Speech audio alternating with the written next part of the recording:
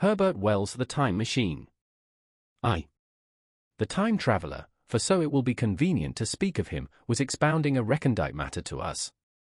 His grey eyes shone and twinkled, and his usually pale face was flushed and animated.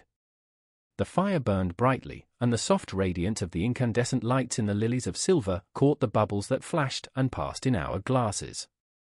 Our chairs, being his patents, embraced and caressed us rather than submitted to be sat upon, and there was that luxurious after-dinner atmosphere when thought roams gracefully free of the trammels of precision. And he put it to us in this way, marking the points with a lean forefinger as we sat and lazily admired his earnestness over this new paradox, as we thought it, and his fecundity. You must follow me carefully. I shall have to controvert one or two ideas that are almost universally accepted. The geometry, for instance, they taught you at school is founded on a misconception. Is not that rather a large thing to expect us to begin upon, said Philby, an argumentative person with red hair. I do not mean to ask you to accept anything without reasonable ground for it. You will soon admit as much as I need from you. You know, of course, that a mathematical line, a line of thickness nil, has no real existence. They taught you that? Neither has a mathematical plane. These things are mere abstractions. That is all right, said the psychologist. Nor, having only length, breadth, and thickness, can a cube have a real existence. There I object, said Philby. Of course a solid body may exist. All real things? So most people think. But wait a moment. Can an instantaneous cube exist? Don't follow you, said Philby. Can a cube that does not last for any time at all have a real existence? Philby became pensive. Clearly, the time traveler proceeded, any real body must have extension in four directions. It must have length, breadth, thickness, and duration. But through a natural infirmity of the flesh, which I will explain to you in a moment, we incline to overlook this fact. There are really four dimensions, three which we call the three planes of space, and a fourth, time. There is, however, a tendency to draw an unreal distinction between the former three dimensions and the latter, because it happens that our consciousness moves intermittently in one direction along the latter from the beginning to the end of our lives. That, said a very young man, making spasmodic efforts to relight his cigar over the lamp, that very clear indeed. Now, it is very remarkable that this is so extensively overlooked, continued the time traveler, with a slight accession of cheerfulness. Really this is what is meant by the fourth dimension, though some people who talk about the fourth dimension do not know they mean it. It is only another way of looking at time. There is no difference between time and any of the three dimensions of space except that our consciousness moves along it. But some foolish people have got hold of the wrong side of that idea. You have all heard what they have to say about this fourth dimension? I have not, said the provincial mayor. It is simply this. That space, as our mathematicians have it, is spoken of as having three dimensions, which one may call length, breadth, and thickness, and is always definable by reference to three planes, each at right angles to the others. But some philosophical people have been asking why three dimensions, particularly why not another direction at right angles to the other three, and have even tried to construct a four-dimension geometry. Professor Simon Newcomb was expounding this to the New York Mathematical Society only a month or so ago. You know how on a flat surface, which has only two dimensions, we can represent a figure of a three-dimensional solid, and similarly they think that by models of three dimensions they could represent one of four if they could master the perspective of the thing. See? I think so, murmured the provincial mayor, and, knitting his brows, he lapsed into an introspective state, his lips moving as one who repeats mystic words. Yes, I think I see it now, he said after some time, brightening in a quite transitory manner. Well, I do not mind telling you I have been at work upon this geometry of four dimensions for some time. Some of my results are curious. For instance, here is a portrait of a man at 8 years old, another at 15, another at 17, another at 23, and so on. All these are evidently sections, as it were, three-dimensional representations of his four-dimension being, which is a fixed and unalterable thing.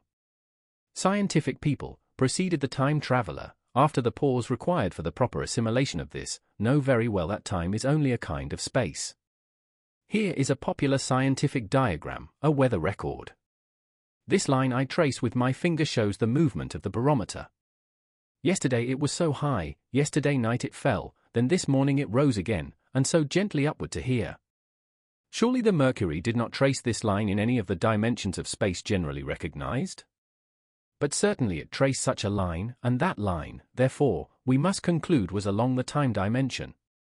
But, said the medical man, staring hard at a coal in the fire, if time is really only a fourth dimension of space, why is it, and why has it always been, regarded as something different? And why cannot we move in time as we move about in the other dimensions of space? The time traveler smiled. Are you sure we can move freely in space? Right and left we can go, backward and forward freely enough, and men always have done so. I admit we move freely in 2 dimensions. But how about up and down? Gravitation limits us there. Not exactly, said the medical man, for there are balloons. But before the balloons, save for spasmodic jumping and the inequalities of the surface, man had no freedom of vertical movement. Still they could move a little up and down, said the medical man. Easier, far easier down than up. And you cannot move at all in time, you cannot get away from the present moment. My dear sir, that is just where you are wrong. That is just where the whole world has gone wrong. We are always getting away from the present moment. Our mental existences, which are immaterial and have no dimensions, are passing along the time dimension with a uniform velocity from the cradle to the grave. Just as we should travel down if we began our existence 50 miles above the Earth's surface. But the great difficulty is this, interrupted the psychologist. You can move about in all directions of space, but you cannot move about in time. That is the germ of my great discovery. But you are wrong to say that we cannot move about in time. For instance, if I am recalling an incident very vividly, I go back to the instant of its occurrence, I become absent-minded, as you say. I jump back for a moment. Of course, we have no means of staying back for any length of time, any more than a savage or an animal has of staying 6 feet above the ground. But a civilized man is better off than the savage in this respect. He can go up against gravitation in a balloon, and why should he not hope that ultimately he may be able to stop or accelerate his drift along the time dimension, or even turn about and travel the other way? Oh, this, began Philby, is all. Why not, said the time traveler. It's against reason, said Philby. What reason, said the time traveler. You can show black is white by argument, said Philby, but you will never convince me. Possibly not, said the time traveler. But now you begin to see the object of my investigations into the geometry of 4 dimensions. Long ago I had a vague inkling of a machine. To travel through time, exclaimed the very young man. That shall travel indifferently in any direction of space and time, as the driver determines. Philby contented himself with laughter. But I have experimental verification, said the time traveler. It would be remarkably convenient for the historian, the psychologist suggested. One might travel back and verify the accepted account of the Battle of Hastings, for instance. Don't you think you would attract attention, said the medical man. Our ancestors had no great tolerance for anachronisms. One might get one's Greek from the very lips of Homer and Plato, the very young man thought. In which case they would certainly plough you for the little go. The German scholars have improved Greek so much. Then there is the future, said the very young man. Just think. One might invest all one's money, leave it to accumulate at interest, and hurry on ahead. To discover a society, said I, erected on a strictly communistic basis. Of all the wild extravagant theories, began the psychologist. Yes, so it seemed to me, and so I never talked of it until. Experimental verification, cried I. You are going to verify that? The experiment, cried Philby, who was getting brain-weary. Let's see your experiment anyhow, said the psychologist, though it's all humbug, you know. The time traveler smiled round at us. Then, still smiling faintly, and with his hands deep in his trousers pockets, he walked slowly out of the room, and we heard his slippers shuffling down the long passage to his laboratory. The psychologist looked at us. I wonder what he's got? Some sleight of hand trick or other, said the medical man, and Philby tried to tell us about a conjurer he had seen at Burslem, but before he had finished his preface the time traveler came back, and Philby's anecdote collapsed. The thing the time traveler held in his hand was a glittering metallic framework, scarcely larger than a small clock, and very delicately made. There was ivory in it, and some transparent crystalline substance. And now I must be explicit, for this that follows, unless his explanation is to be accepted, is an absolutely unaccountable thing. He took one of the small octagonal tables that were scattered about the room, and set it in front of the fire, with 2 legs on the hearthrug. On this table he placed the mechanism. Then he drew up a chair and sat down. The only other object on the table was a small shaded lamp, the bright light of which fell upon the model. There were also perhaps a dozen candles about, 2 in brass candlesticks upon the mantel and several in sconces, so that the room was brilliantly illuminated. I sat in a low armchair nearest the fire, and I drew this forward so as to be almost between the time traveler and the fireplace. Philby sat behind him, looking over his shoulder. The medical man and the provincial mayor watched him in profile from the right, the psychologist from the left. The very young man stood behind the psychologist. We were all on the alert. It appears incredible to me that any kind of trick, however subtly conceived and however adroitly done, could have been played upon us under these conditions. The time traveler looked at us, and then at the mechanism.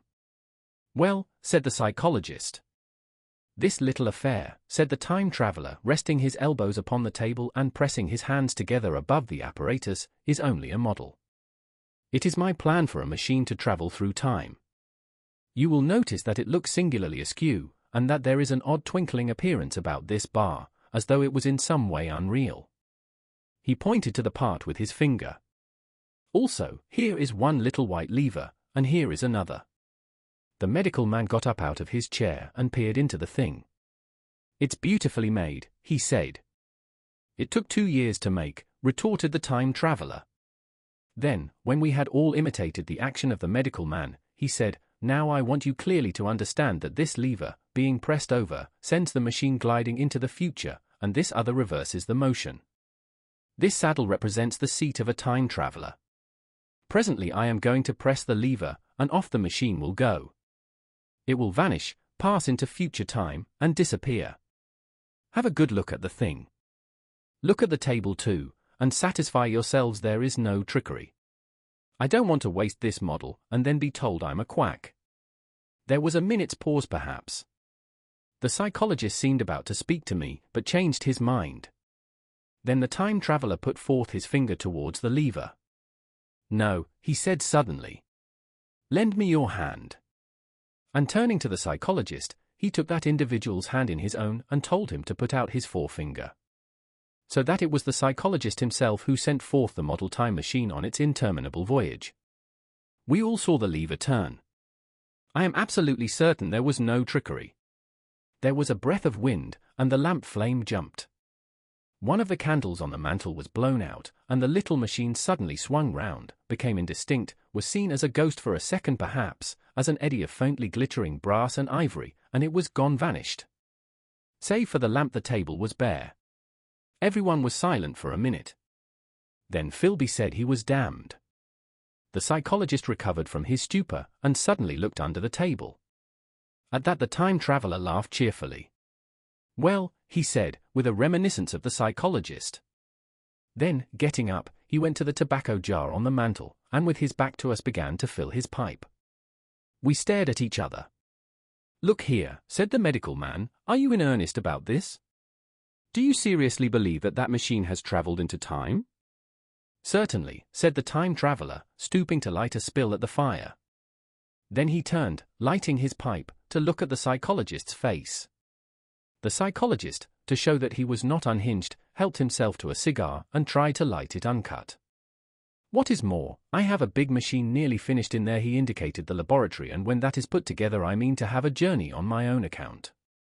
"You mean to say that that machine has travelled into the future?" said Philby. "Into the future or the past I don't, for certain, know which." After an interval the psychologist had an inspiration. "It must have gone into the past if it has gone anywhere," he said. "Why?" said the time traveler. "Because I presume that it has not moved in space, and if it travelled into the future it would still be here all this time, since it must have travelled through this time." "But," I said, "if it travelled into the past it would have been visible when we came first into this room, and last Thursday when we were here, and the Thursday before that, and so forth. Serious objections, remarked the provincial mayor, with an air of impartiality, turning towards the time traveler. Not a bit, said the time traveler, and, to the psychologist, you think. You can explain that. It's presentation below the threshold, you know, diluted presentation. Of course, said the psychologist, and reassured us. That's a simple point of psychology. I should have thought of it. It's plain enough, and helps the paradox delightfully. We cannot see it, nor can we appreciate this machine, any more than we can the spoke of a wheel spinning, or a bullet flying through the air. If it is traveling through time 50 times or 100 times faster than we are, if it gets through a minute while we get through a second, the impression it creates will of course be only 1/50th or 100th of what it would make if it were not traveling in time. That's plain enough. He passed his hand through the space in which the machine had been. You see, he said, laughing. We sat and stared at the vacant table for a minute or so. Then the time traveler asked us what we thought of it all. It sounds plausible enough tonight, said the medical man, but wait until tomorrow. Wait for the common sense of the morning. Would you like to see the time machine itself? Asked the time traveler. And therewith, taking the lamp in his hand, he led the way down the long, draughty corridor to his laboratory. I remember vividly the flickering light, his queer, broad head in silhouette, the dance of the shadows, how we all followed him, puzzled but incredulous, and how there in the laboratory we beheld a larger edition of the little mechanism which we had seen vanish from before our eyes. Parts were of nickel, parts of ivory, parts had certainly been filed or sawn out of rock crystal. The thing was generally complete, but the twisted crystalline bars lay unfinished upon the bench beside some sheets of drawings, and I took one up for a better look at it. Quartz it seemed to be. Look here, said the medical man, are you perfectly serious? Or is this a trick like that ghost you showed us last Christmas? Upon that machine, said the time traveler, holding the lamp aloft, I intend to explore time. Is that plain? I was never more serious in my life. None of us quite knew how to take it. I caught Philby's eye over the shoulder of the medical man, and he winked at me solemnly. 2. I think that at that time none of us quite believed in the time machine.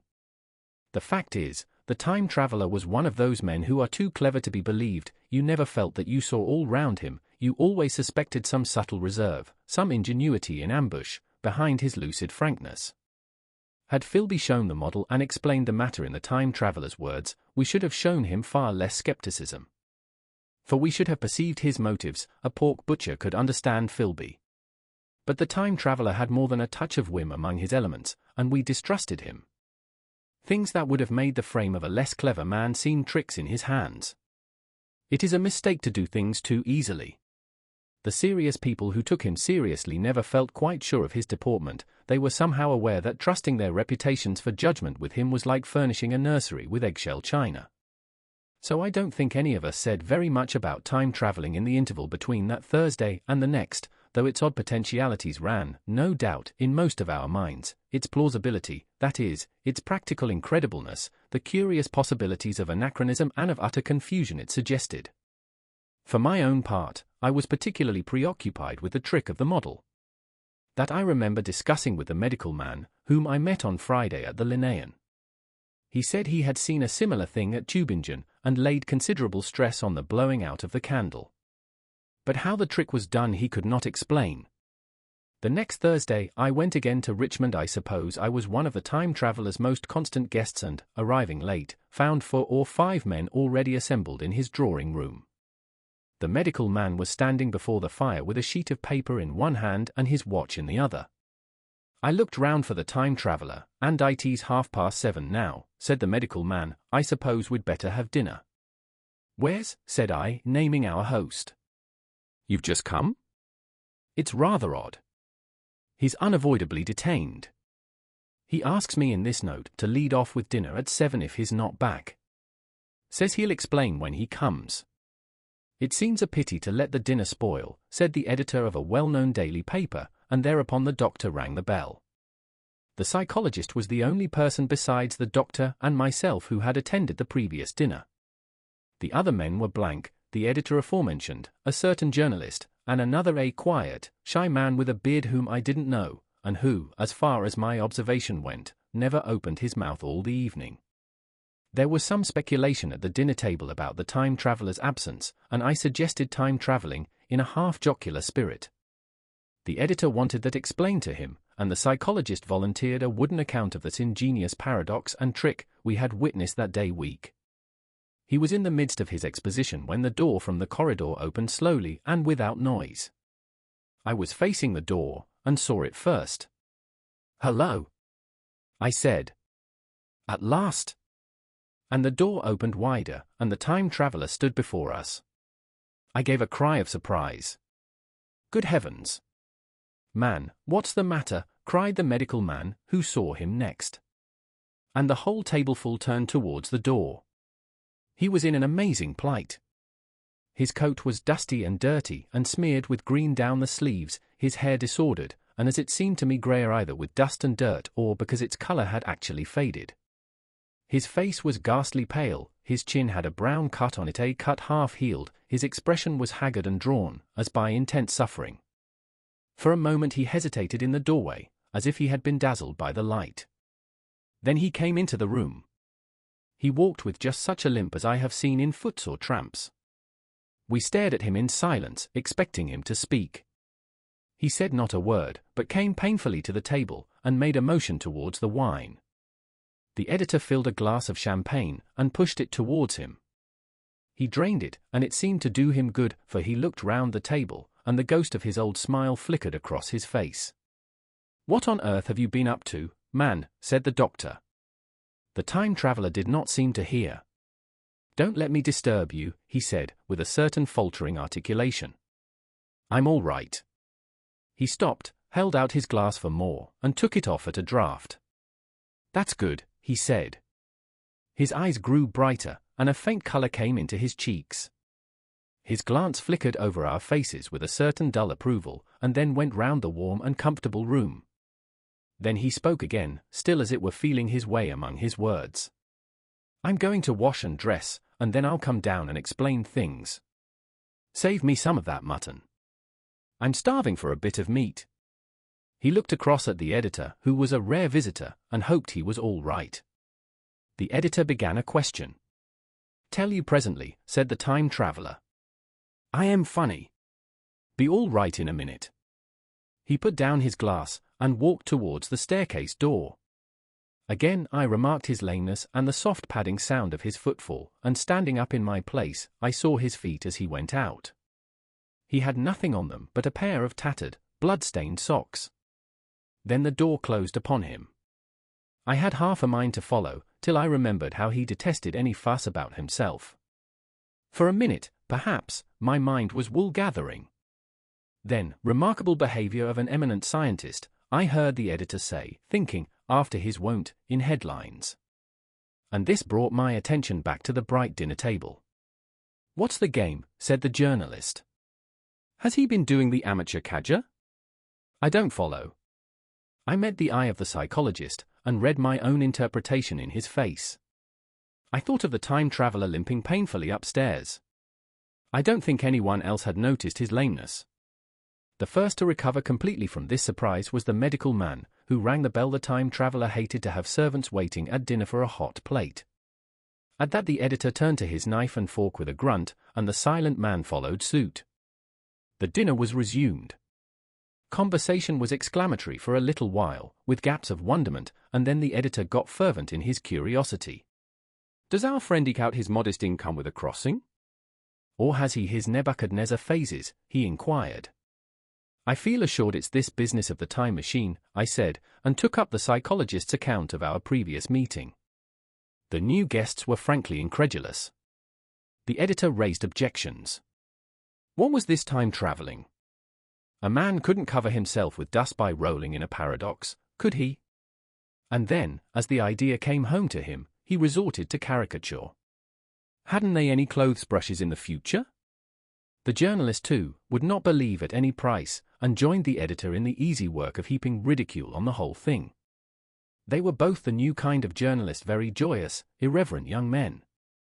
Our special correspondent in the Day After Tomorrow reports, the journalist was saying or rather shouting when the time traveler came back. He was dressed in ordinary evening clothes, and nothing save his haggard look remained of the change that had startled me. "I say," said the editor hilariously, "these chaps here say you have been travelling into the middle of next week. Tell us all about little Rosebery, will you? What will you take for the lot?" The time traveller came to the place reserved for him without a word. He smiled quietly, in his old way. "Where's my mutton?" he said. "What a treat it is to stick a fork into meat again." "Story," cried the editor. "Story be damned," said the time traveller. "I want something to eat. I won't say a word until I get some peptone into my arteries." "Thanks." "And the salt." "One word," said I. "Have you been time travelling?" "Yes," said the time traveller, with his mouth full, nodding his head. "I'd give £1 a line for a verbatim note," said the editor. The time traveller pushed his glass towards the silent man and rang it with his fingernail, at which the silent man, who had been staring at his face, started convulsively, and poured him wine. The rest of the dinner was uncomfortable. For my own part, sudden questions kept on rising to my lips, and I dare say it was the same with the others. The journalist tried to relieve the tension by telling anecdotes of Hetty Potter. The time traveller devoted his attention to his dinner, and displayed the appetite of a tramp. The medical man smoked a cigarette, and watched the time traveller through his eyelashes. The silent man seemed even more clumsy than usual, and drank champagne with regularity and determination out of sheer nervousness. At last the time traveller pushed his plate away, and looked round us. "I suppose I must apologize," he said. "I was simply starving. I've had a most amazing time." He reached out his hand for a cigar, and cut the end. "But come into the smoking room. It's too long a story to tell over greasy plates." And ringing the bell in passing, he led the way into the adjoining room. "You have told blank, and dash, and chose about the machine," he said to me, leaning back in his easy chair and naming the 3 new guests. "But the thing's a mere paradox," said the editor. "I can't argue tonight. I don't mind telling you the story, but I can't argue. I will," he went on, "tell you the story of what has happened to me, if you like, but you must refrain from interruptions. I want to tell it. Badly. Most of it will sound like lying. So be it. It's true every word of it, all the same. I was in my laboratory at 4 o'clock, and since then, I've lived 8 days, such days as no human being ever lived before. I'm nearly worn out, but I shan't sleep till I've told this thing over to you. Then I shall go to bed. But no interruptions. Is it agreed?" "Agreed," said the editor, and the rest of us echoed agreed. And with that the time traveller began his story as I have set it forth. He sat back in his chair at first, and spoke like a weary man. Afterwards he got more animated. In writing it down I feel with only too much keenness the inadequacy of pen and ink and, above all, my own inadequacy to express its quality. You read, I will suppose, attentively enough, but you cannot see the speaker's white, sincere face in the bright circle of the little lamp, nor hear the intonation of his voice. You cannot know how his expression followed the turns of his story. Most of us hearers were in shadow, for the candles in the smoking room had not been lighted, and only the face of the journalist and the legs of the silent man from the knees downward were illuminated. At first we glanced now and again at each other. After a time we ceased to do that, and looked only at the time traveller's face. 3.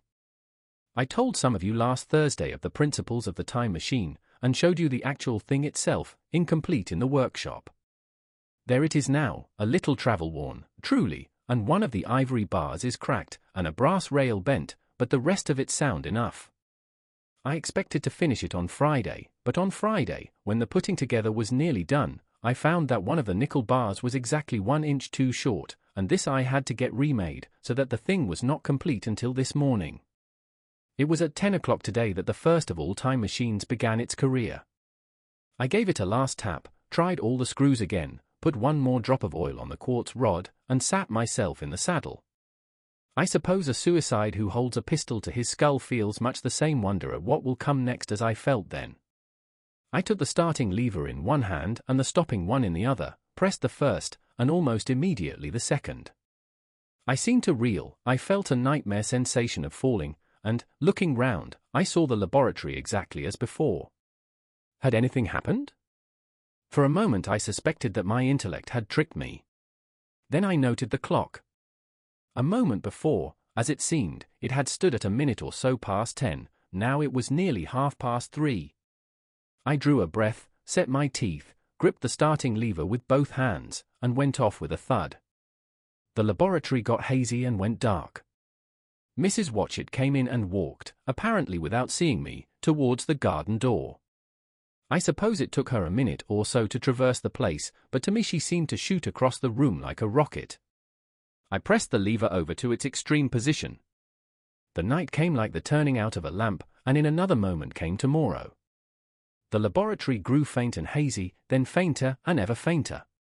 Tomorrow night came black, then day again, night again, day again, faster and faster still. An eddying murmur filled my ears, and a strange, dumb confusedness descended on my mind. I am afraid I cannot convey the peculiar sensations of time traveling. They are excessively unpleasant. There is a feeling exactly like that one has upon a switchback of a helpless headlong motion. I felt the same horrible anticipation, too, of an imminent smash. As I put on pace, night followed day like the flapping of a black wing. The dim suggestion of the laboratory seemed presently to fall away from me, and I saw the sun hopping swiftly across the sky, leaping it every minute, and every minute marking a day. I supposed the laboratory had been destroyed and I had come into the open air. I had a dim impression of scaffolding, but I was already going too fast to be conscious of any moving things. The slowest snail that ever crawled dashed by too fast for me. The twinkling succession of darkness and light was excessively painful to the eye. Then, in the intermittent darknesses, I saw the moon spinning swiftly through her quarters from new to full, and had a faint glimpse of the circling stars. Presently, as I went on, still gaining velocity, the palpitation of night and day merged into one continuous greyness, the sky took on a wonderful deepness of blue, a splendid luminous colour like that of early twilight, the jerking sun became a streak of fire, a brilliant arch, in space, the moon a fainter fluctuating band, and I could see nothing of the stars, save now and then a brighter circle flickering in the blue. The landscape was misty and vague. I was still on the hillside upon which this house now stands, and the shoulder rose above me grey and dim. I saw trees growing and changing like puffs of vapour, now brown, now green, they grew, spread, shivered, and passed away. I saw huge buildings rise up faint and fair, and pass like dreams. The whole surface of the earth seemed changed, melting and flowing under my eyes. The little hands upon the dials that registered my speed raced round faster and faster. Presently I noted that the sun belt swayed up and down, from solstice to solstice, in a minute or less, and that consequently my pace was over a year a minute, and minute by minute the white snow flashed across the world, and vanished, and was followed by the bright, brief green of spring. The unpleasant sensations of the start were less poignant now. They merged at last into a kind of hysterical exhilaration. I remarked indeed a clumsy swaying of the machine, for which I was unable to account. But my mind was too confused to attend to it, so with a kind of madness growing upon me, I flung myself into futurity. At first I scarce thought of stopping, scarce thought of anything but these new sensations. But presently a fresh series of impressions grew up in my mind, a certain curiosity and therewith a certain dread, until at last they took complete possession of me. What strange developments of humanity, what wonderful advances upon our rudimentary civilization, I thought, might not appear when I came to look nearly into the dim elusive world that raced and fluctuated before my eyes. I saw great and splendid architecture rising about me, more massive than any buildings of our own time, and yet, as it seemed, built of glimmer and mist. I saw a richer green flow up the hillside, and remain there, without any wintry intermission. Even through the veil of my confusion the earth seemed very fair. And so my mind came round to the business of stopping. The peculiar risk lay in the possibility of my finding some substance in the space which I, or the machine, occupied. So long as I travelled at a high velocity through time, this scarcely mattered. I was, so to speak, attenuated, was slipping like a vapour through the interstices of intervening substances. But to come to a stop involved the jamming of myself, molecule by molecule, into whatever lay in my way, meant bringing my atoms into such intimate contact with those of the obstacle that a profound chemical reaction, possibly a far-reaching explosion, would result, and blow myself and my apparatus out of all possible dimensions into the unknown. This possibility had occurred to me again and again while I was making the machine, but then I had cheerfully accepted it as an unavoidable risk, one of the risks a man has got to take. Now the risk was inevitable. I no longer saw it in the same cheerful light. The fact is that, insensibly, the absolute strangeness of everything, the sickly jarring and swaying of the machine, above all, the feeling of prolonged falling, had absolutely upset my nerve. I told myself that I could never stop, and with a gust of petulance I resolved to stop forthwith. Like an impatient fool, I lugged over the lever, and incontinently the thing went reeling over, and I was flung headlong through the air. There was the sound of a clap of thunder in my ears. I may have been stunned for a moment. A pitiless hail was hissing round me, and I was sitting on soft turf in front of the overset machine. Everything still seemed grey, but presently I remarked that the confusion in my ears was gone. I looked round me. I was on what seemed to be a little lawn in a garden, surrounded by rhododendron bushes, and I noticed that their mauve and purple blossoms were dropping in a shower under the beating of the hailstones. The rebounding, dancing hail hung in a cloud over the machine, and drove along the ground like smoke. In a moment I was wet to the skin. "Fine hospitality," said I, to a man who has travelled innumerable years to see you. Presently I thought what a fool I was to get wet. I stood up and looked round me. A colossal figure, carved apparently in some white stone, loomed indistinctly beyond the rhododendrons through the hazy downpour. But all else of the world was invisible. My sensations would be hard to describe. As the columns of hail grew thinner, I saw the white figure more distinctly. It was very large, for a silver birch tree touched its shoulder. It was of white marble, in shape something like a winged sphinx, but the wings, instead of being carried vertically at the sides, were spread so that it seemed to hover. The pedestal, it appeared to me, was of bronze, and was thick with verdigris. It chanced that the face was towards me, the sightless eyes seemed to watch me, there was the faint shadow of a smile on the lips. It was greatly weather-worn, and that imparted an unpleasant suggestion of disease. I stood looking at it for a little space, half a minute, perhaps, or half an hour. It seemed to advance and to recede as the hail drove before it denser or thinner. At last I tore my eyes from it for a moment and saw that the hail curtain had worn threadbare, and that the sky was lightening with the promise of the sun. I looked up again at the crouching white shape, and the full temerity of my voyage came suddenly upon me. What might appear when that hazy curtain was altogether withdrawn? What might not have happened to men? What if cruelty had grown into a common passion? What if in this interval the race had lost its manliness and had developed into something inhuman, unsympathetic, and overwhelmingly powerful? I might seem some old-world savage animal, only the more dreadful and disgusting for our common likeness, a foul creature to be incontinently slain. Already I saw other vast shapes, huge buildings with intricate parapets and tall columns, with a wooded hillside dimly creeping in upon me through the lessening storm. I was seized with a panic fear. I turned frantically to the time machine, and strove hard to readjust it. As I did so the shafts of the sun smote through the thunderstorm. The grey downpour was swept aside and vanished like the trailing garments of a ghost. Above me, in the intense blue of the summer sky, some faint brown shreds of cloud whirled into nothingness.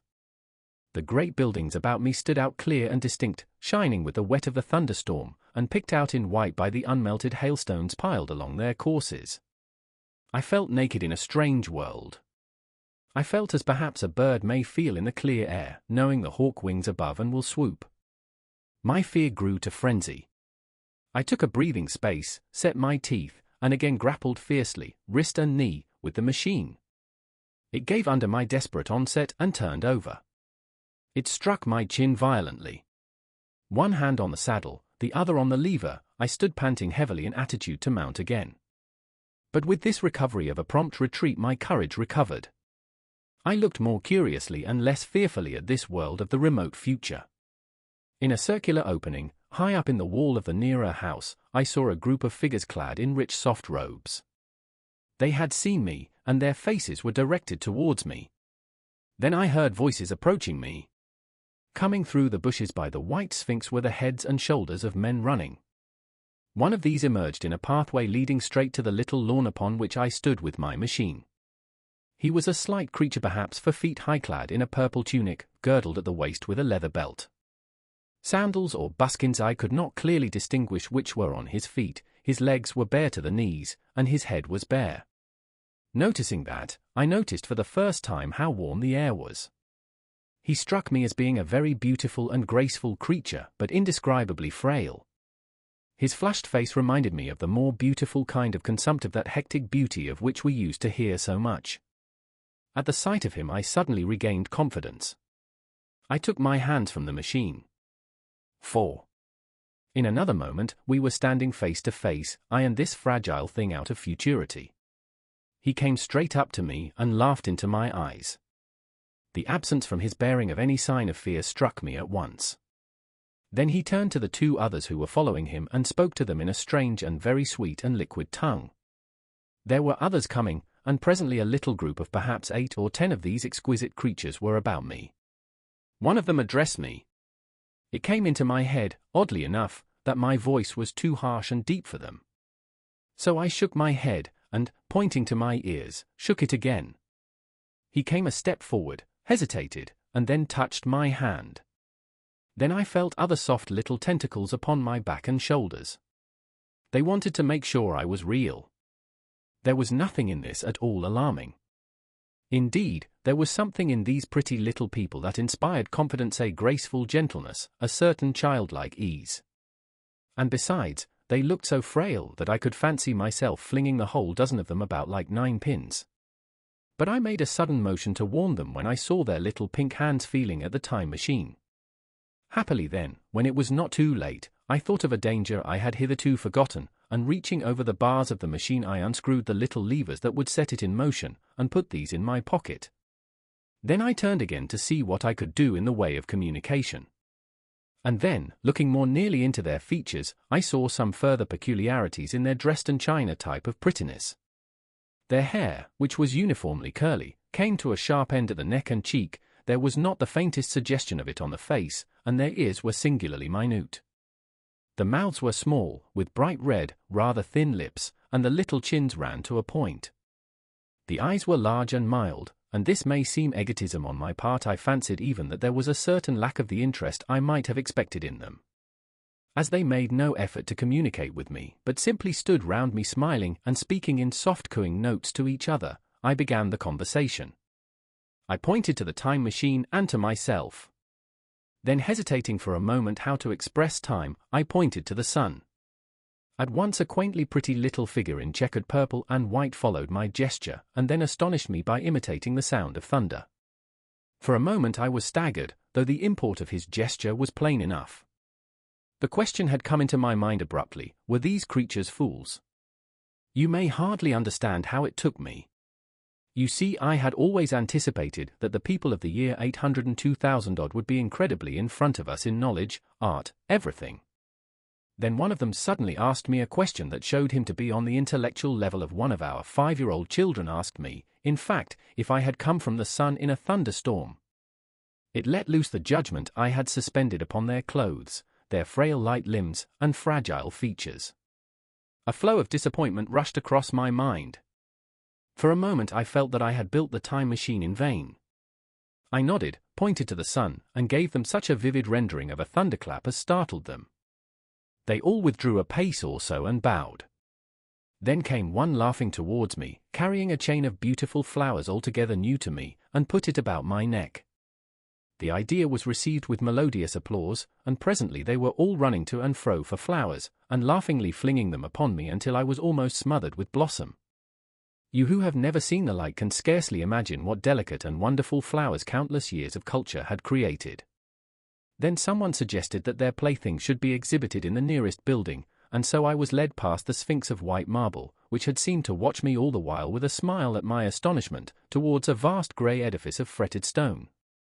As I went with them, the memory of my confident anticipations of a profoundly grave and intellectual posterity came, with irresistible merriment, to my mind. The building had a huge entry, and was altogether of colossal dimensions. I was naturally most occupied with the growing crowd of little people, and with the big open portals that yawned before me shadowy and mysterious. My general impression of the world I saw over their heads was a tangled waste of beautiful bushes and flowers, a long-neglected and yet weedless garden. I saw a number of tall spikes of strange white flowers, measuring a foot perhaps across the spread of the waxen petals. They grew scattered, as if wild, among the variegated shrubs, but, as I say, I did not examine them closely at this time. The time machine was left deserted on the turf among the rhododendrons.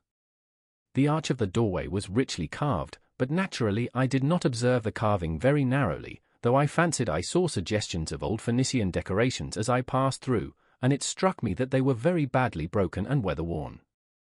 Several more brightly clad people met me in the doorway, and so we entered, I, dressed in dingy 19th-century garments, looking grotesque enough, garlanded with flowers, and surrounded by an eddying mass of bright, soft-colored robes and shining white limbs, in a melodious whirl of laughter and laughing speech. The big doorway opened into a proportionately great hall hung with brown. The roof was in shadow, and the windows, partially glazed with colored glass and partially unglazed, admitted a tempered light. The floor was made up of huge blocks of some very hard white metal, not plates nor slabs blocks, and it was so much worn, as I judged by the going to and fro of past generations, as to be deeply channeled along the more frequented ways. Transverse to the length were innumerable tables made of slabs of polished stone, raised perhaps a foot from the floor, and upon these were heaps of fruits. Some I recognized as a kind of hypertrophied raspberry and orange, but for the most part they were strange.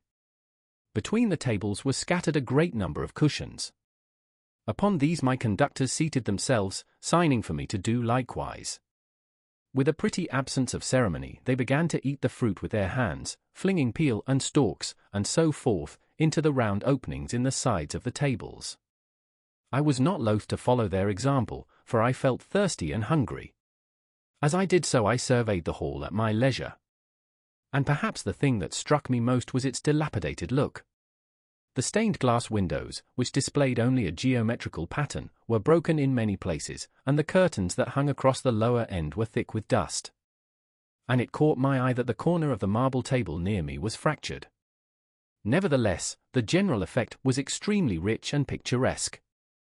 There were, perhaps, a couple of hundred people dining in the hall, and most of them, seated as near to me as they could come, were watching me with interest, their little eyes shining over the fruit they were eating.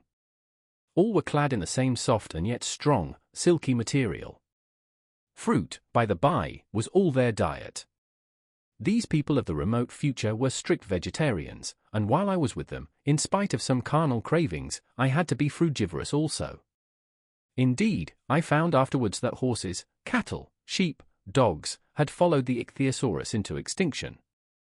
But the fruits were very delightful, or one, in particular, that seemed to be in season all the time I was there. A flowery thing in a three-sided husk was especially good, and I made it my staple. At first I was puzzled by all these strange fruits, and by the strange flowers I saw, but later I began to perceive their import. However, I am telling you of my fruit dinner in the distant future now. So soon as my appetite was a little checked, I determined to make a resolute attempt to learn the speech of these new men of mine. Clearly that was the next thing to do. The fruit seemed a convenient thing to begin upon, and holding one of these up I began a series of interrogative sounds and gestures. I had some considerable difficulty in conveying my meaning. At first my efforts met with a stare of surprise or inextinguishable laughter, but presently a fair-haired little creature seemed to grasp my intention and repeated a name. They had to chatter and explain the business at great length to each other, and my first attempts to make the exquisite little sounds of their language caused an immense amount of amusement. However, I felt like a schoolmaster amidst children, and persisted, and presently I had a score of noun substantives at least at my command, and then I got to demonstrative pronouns, and even the verb to eat. But it was slow work, and the little people soon tired and wanted to get away from my interrogations, so I determined, rather of necessity, to let them give their lessons in little doses when they felt inclined. And very little doses I found they were before long, for I never met people more indolent or more easily fatigued. A queer thing I soon discovered about my little hosts, and that was their lack of interest. They would come to me with eager cries of astonishment, like children, but like children they would soon stop examining me and wander away after some other toy. The dinner and my conversational beginnings ended, I noted for the first time that almost all those who had surrounded me at first were gone. It is odd, too, how speedily I came to disregard these little people. I went out through the portal into the sunlit world again as soon as my hunger was satisfied. I was continually meeting more of these men of the future who would follow me a little distance, chatter and laugh about me, and, having smiled and gesticulated in a friendly way, leave me again to my own devices. The calm of evening was upon the world as I emerged from the great hall, and the scene was lit by the warm glow of the setting sun. At first things were very confusing. Everything was so entirely different from the world I had known, even the flowers. The big building I had left was situated on the slope of a broad river valley, but the Thames had shifted perhaps a mile from its present position. I resolved to mount to the summit of a crest, perhaps a mile and a half away, from which I could get a wider view of this our planet in the year 802,701 AD. For that, I should explain, was the date the little dials of my machine recorded. As I walked I was watching for every impression that could possibly help to explain the condition of ruinous splendor in which I found the world, for ruinous it was. A little way up the hill, for instance, was a great heap of granite, bound together by masses of aluminium, a vast labyrinth of precipitous walls and crumpled heaps, amidst which were thick heaps of very beautiful pagoda-like plants, nettles possibly but wonderfully tinted with brown about the leaves, and incapable of stinging. It was evidently the derelict remains of some vast structure, to what end built I could not determine.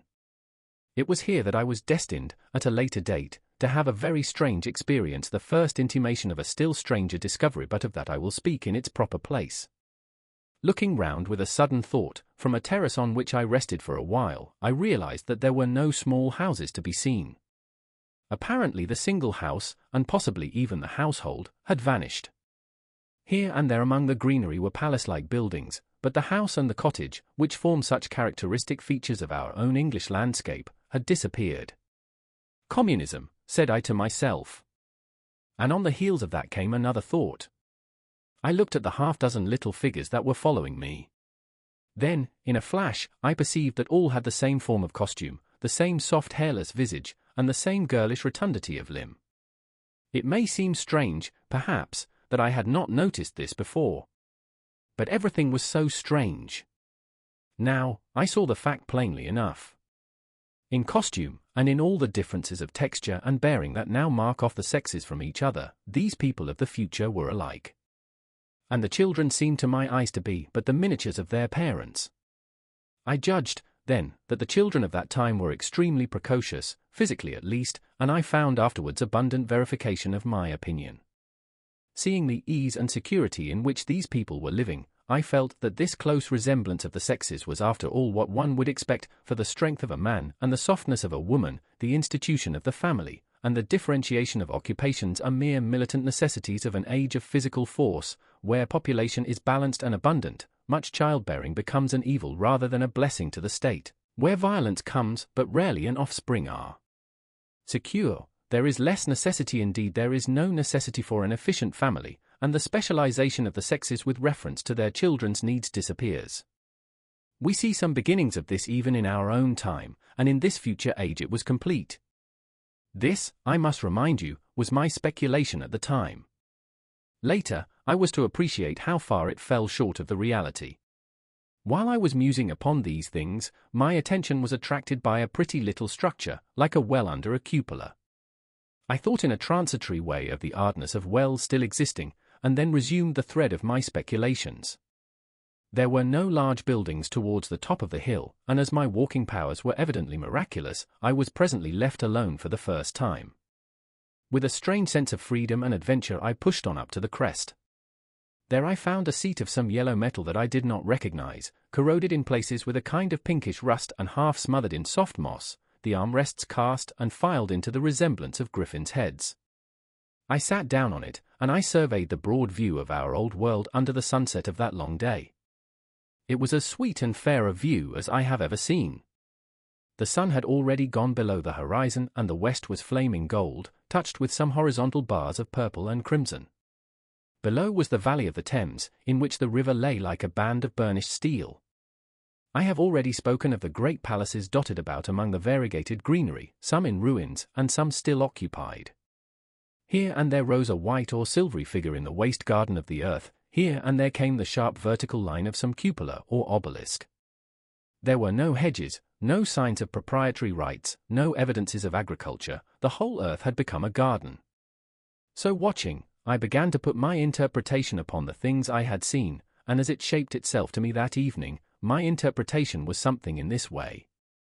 Afterwards I found I had got only a half-truth, only a glimpse of one facet of the truth. It seemed to me that I had happened upon humanity upon the wane. The ruddy sunset set me thinking of the sunset of mankind. For the first time I began to realize an odd consequence of the social effort in which we are at present engaged. And yet, come to think, it is a logical consequence enough.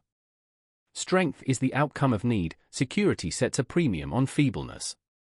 The work of ameliorating the conditions of life, the true civilizing process that makes life more and more secure, had gone steadily on to a climax. One triumph of a united humanity over nature had followed another. Things that are now mere dreams had become projects deliberately put in hand and carried forward. And the harvest was what I saw. After all, the sanitation and the agriculture of today are still in the rudimentary stage. The science of our time has attacked but a little department of the field of human disease, but even so, it spreads its operations very steadily and persistently. Our agriculture and horticulture destroy a weed just here and there and cultivate perhaps a score or so of wholesome plants, leaving the greater number to fight out a balance as they can. We improve our favorite plants and animals, and how few they are gradually by selective breeding, now a new and better peach, now a seedless grape, now a sweeter and larger flower, now a more convenient breed of cattle. We improve them gradually, because our ideals are vague and tentative, and our knowledge is very limited, because nature, too, is shy and slow in our clumsy hands. Some day all this will be better organized, and still better. That is the drift of the current in spite of the eddies. The whole world will be intelligent, educated, and cooperating, things will move faster and faster towards the subjugation of nature. In the end, wisely and carefully we shall readjust the balance of animal and vegetable life to suit our human needs. This adjustment, I say, must have been done, and done well, done indeed for all time, in the space of time across which my machine had leaped. The air was free from gnats, the earth from weeds or fungi, everywhere were fruits and sweet and delightful flowers, brilliant butterflies flew hither and thither. The ideal of preventive medicine was attained. Diseases had been stamped out. I saw no evidence of any contagious diseases during all my stay. And I shall have to tell you later that even the processes of putrefaction and decay had been profoundly affected by these changes. Social triumphs, too, had been effected. I saw mankind housed in splendid shelters, gloriously clothed, and as yet I had found them engaged in no toil. There were no signs of struggle, neither social nor economical struggle. The shop, the advertisement, traffic, all that commerce which constitutes the body of our world, was gone. It was natural on that golden evening that I should jump at the idea of a social paradise. The difficulty of increasing population had been met, I guessed, and population had ceased to increase. But with this change in condition comes inevitably adaptations to the change. What, unless biological science is a mass of errors, is the cause of human intelligence and vigor? Hardship and freedom, conditions under which the active, strong, and subtle survive and the weaker go to the wall, conditions that put a premium upon the loyal alliance of capable men, upon self-restraint, patience, and decision. And the institution of the family, and the emotions that arise therein, the fierce jealousy, the tenderness for offspring, parental self-devotion, all found their justification and support in the imminent dangers of the young. Now, where are these imminent dangers? There is a sentiment arising, and it will grow, against connubial jealousy, against fierce maternity, against passion of all sorts, unnecessary things now, and things that make us uncomfortable, savage survivals, discords in a refined and pleasant life. I thought of the physical slightness of the people, their lack of intelligence, and those big abundant ruins, and it strengthened my belief in a perfect conquest of nature. For after the battle comes quiet. Humanity had been strong, energetic, and intelligent, and had used all its abundant vitality to alter the conditions under which it lived. And now came the reaction of the altered conditions. Under the new conditions of perfect comfort and security, that restless energy, that with us is strength, would become weakness. Even in our own time, certain tendencies and desires, once necessary to survival, are a constant source of failure. Physical courage and the love of battle, for instance, are no great help, may even be hindrances to a civilized man. And in a state of physical balance and security, power, intellectual as well as physical, would be out of place. For countless years I judged there had been no danger of war or solitary violence, no danger from wild beasts, no wasting disease to require strength of constitution, no need of toil. For such a life, what we should call the weak are as well equipped as the strong, are indeed no longer weak. Better equipped indeed they are, for the strong would be fretted by an energy for which there was no outlet. No doubt the exquisite beauty of the buildings I saw was the outcome of the last surgings of the now purposeless energy of mankind before it settled down into perfect harmony with the conditions under which it lived the flourish of that triumph which began the last great peace. This has ever been the fate of energy and security. It takes to art and to eroticism, and then come languor and decay. Even this artistic impetus would at last die away, had almost died in the time I saw. To adorn themselves with flowers, to dance, to sing in the sunlight, so much was left of the artistic spirit, and no more. Even that would fade in the end into a contented inactivity. We are kept keen on the grindstone of pain and necessity, and, it seemed to me, that here was that hateful grindstone broken at last. As I stood there in the gathering dark, I thought that in this simple explanation I had mastered the problem of the world, mastered the whole secret of these delicious people. Possibly the checks they had devised for the increase of population had succeeded too well, and their numbers had rather diminished than kept stationary. That would account for the abandoned ruins. Very simple was my explanation, and plausible enough as most wrong theories are.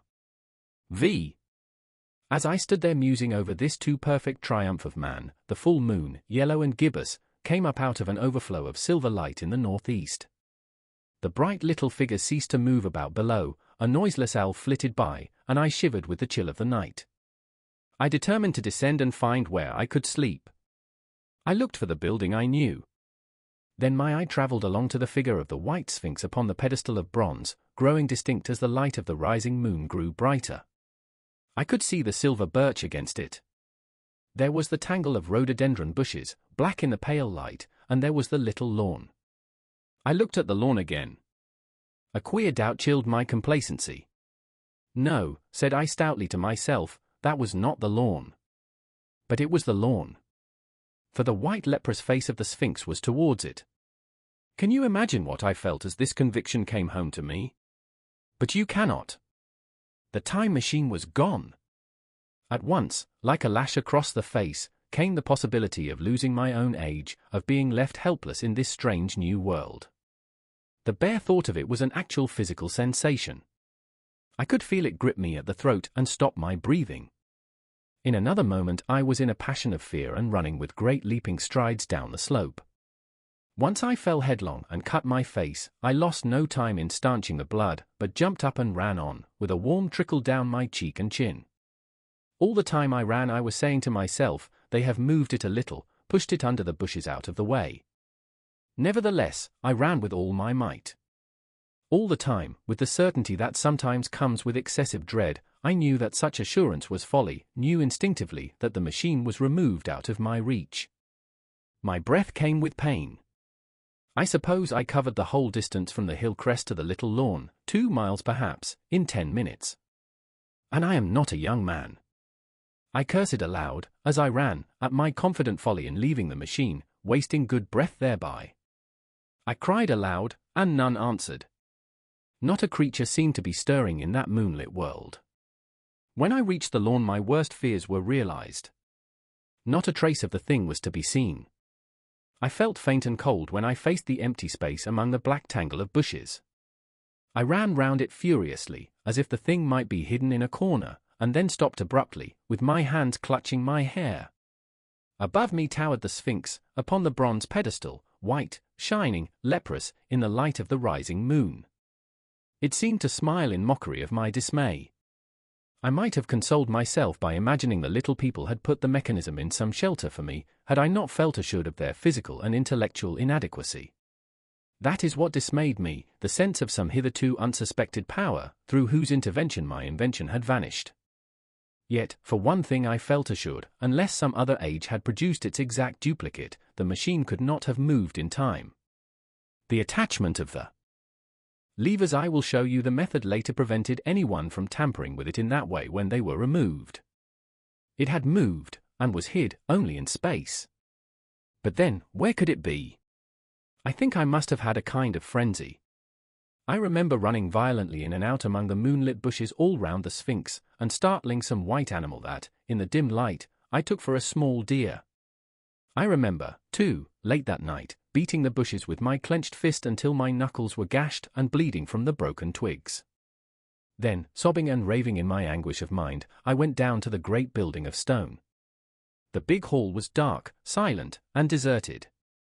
I slipped on the uneven floor, and fell over one of the malachite tables, almost breaking my shin. I lit a match and went on past the dusty curtains, of which I have told you. There I found a second great hall covered with cushions, upon which, perhaps, a score or so of the little people were sleeping. I have no doubt they found my second appearance strange enough, coming suddenly out of the quiet darkness with inarticulate noises and the splutter and flare of a match. For they had forgotten about matches. "Where is my time machine?" I began, bawling like an angry child, laying hands upon them and shaking them up together. It must have been very queer to them. Some laughed, most of them looked sorely frightened. When I saw them standing round me, it came into my head that I was doing as foolish a thing as it was possible for me to do under the circumstances, in trying to revive the sensation of fear. For, reasoning from their daylight behavior, I thought that fear must be forgotten.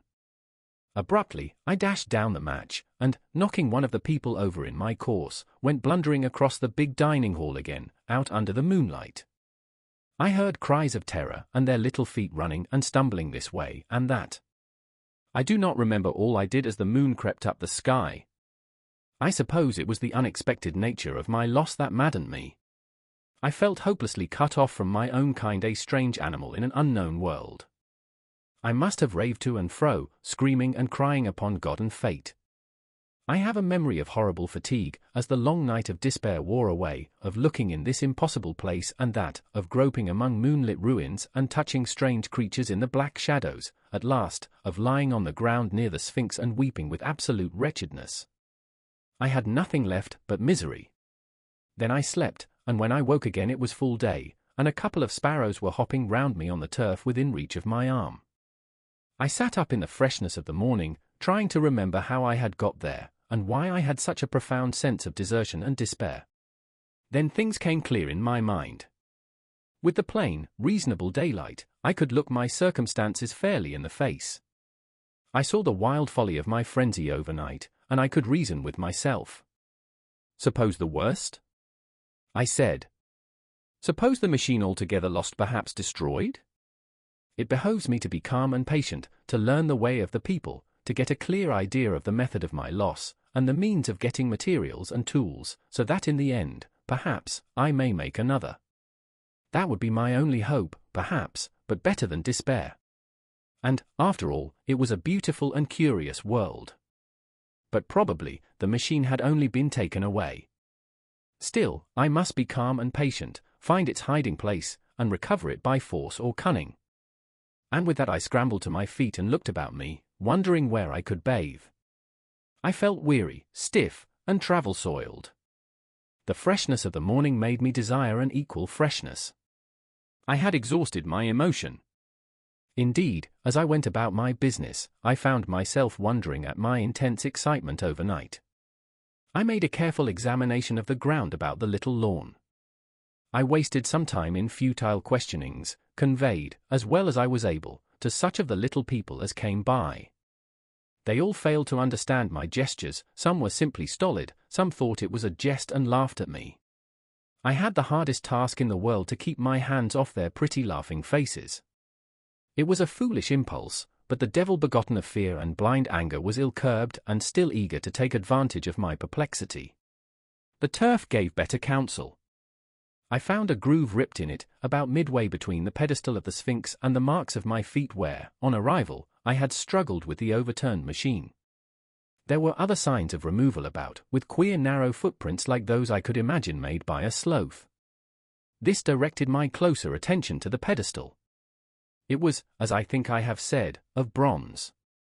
It was not a mere block, but highly decorated with deep-framed panels on either side. I went and rapped at these. The pedestal was hollow. Examining the panels with care, I found them discontinuous with the frames. There were no handles or keyholes, but possibly the panels, if they were doors, as I supposed, opened from within. One thing was clear enough to my mind. It took no very great mental effort to infer that my time machine was inside that pedestal. But how it got there was a different problem. I saw the heads of 2 orange-clad people coming through the bushes and under some blossom-covered apple trees towards me. I turned smiling to them and beckoned them to me. They came, and then, pointing to the bronze pedestal, I tried to intimate my wish to open it. But at my first gesture towards this they behaved very oddly. I don't know how to convey their expression to you. Suppose you were to use a grossly improper gesture to a delicate-minded woman, it is how she would look. They went off as if they had received the last possible insult. I tried a sweet-looking little chap in white next, with exactly the same result. Somehow, his manner made me feel ashamed of myself. But, as you know, I wanted the time machine, and I tried him once more. As he turned off, like the others, my temper got the better of me. In 3 strides I was after him, had him by the loose part of his robe round the neck, and began dragging him towards the Sphinx. Then I saw the horror and repugnance of his face, and all of a sudden I let him go. But I was not beaten yet. I banged with my fist at the bronze panels. I thought I heard something stir inside. To be explicit, I thought I heard a sound like a chuckle, but I must have been mistaken. Then I got a big pebble from the river, and came and hammered till I had flattened a coil in the decorations, and the verdigris came off in powdery flakes. The delicate little people must have heard me hammering in gusty outbreaks a mile away on either hand, but nothing came of it. I saw a crowd of them upon the slopes, looking furtively at me.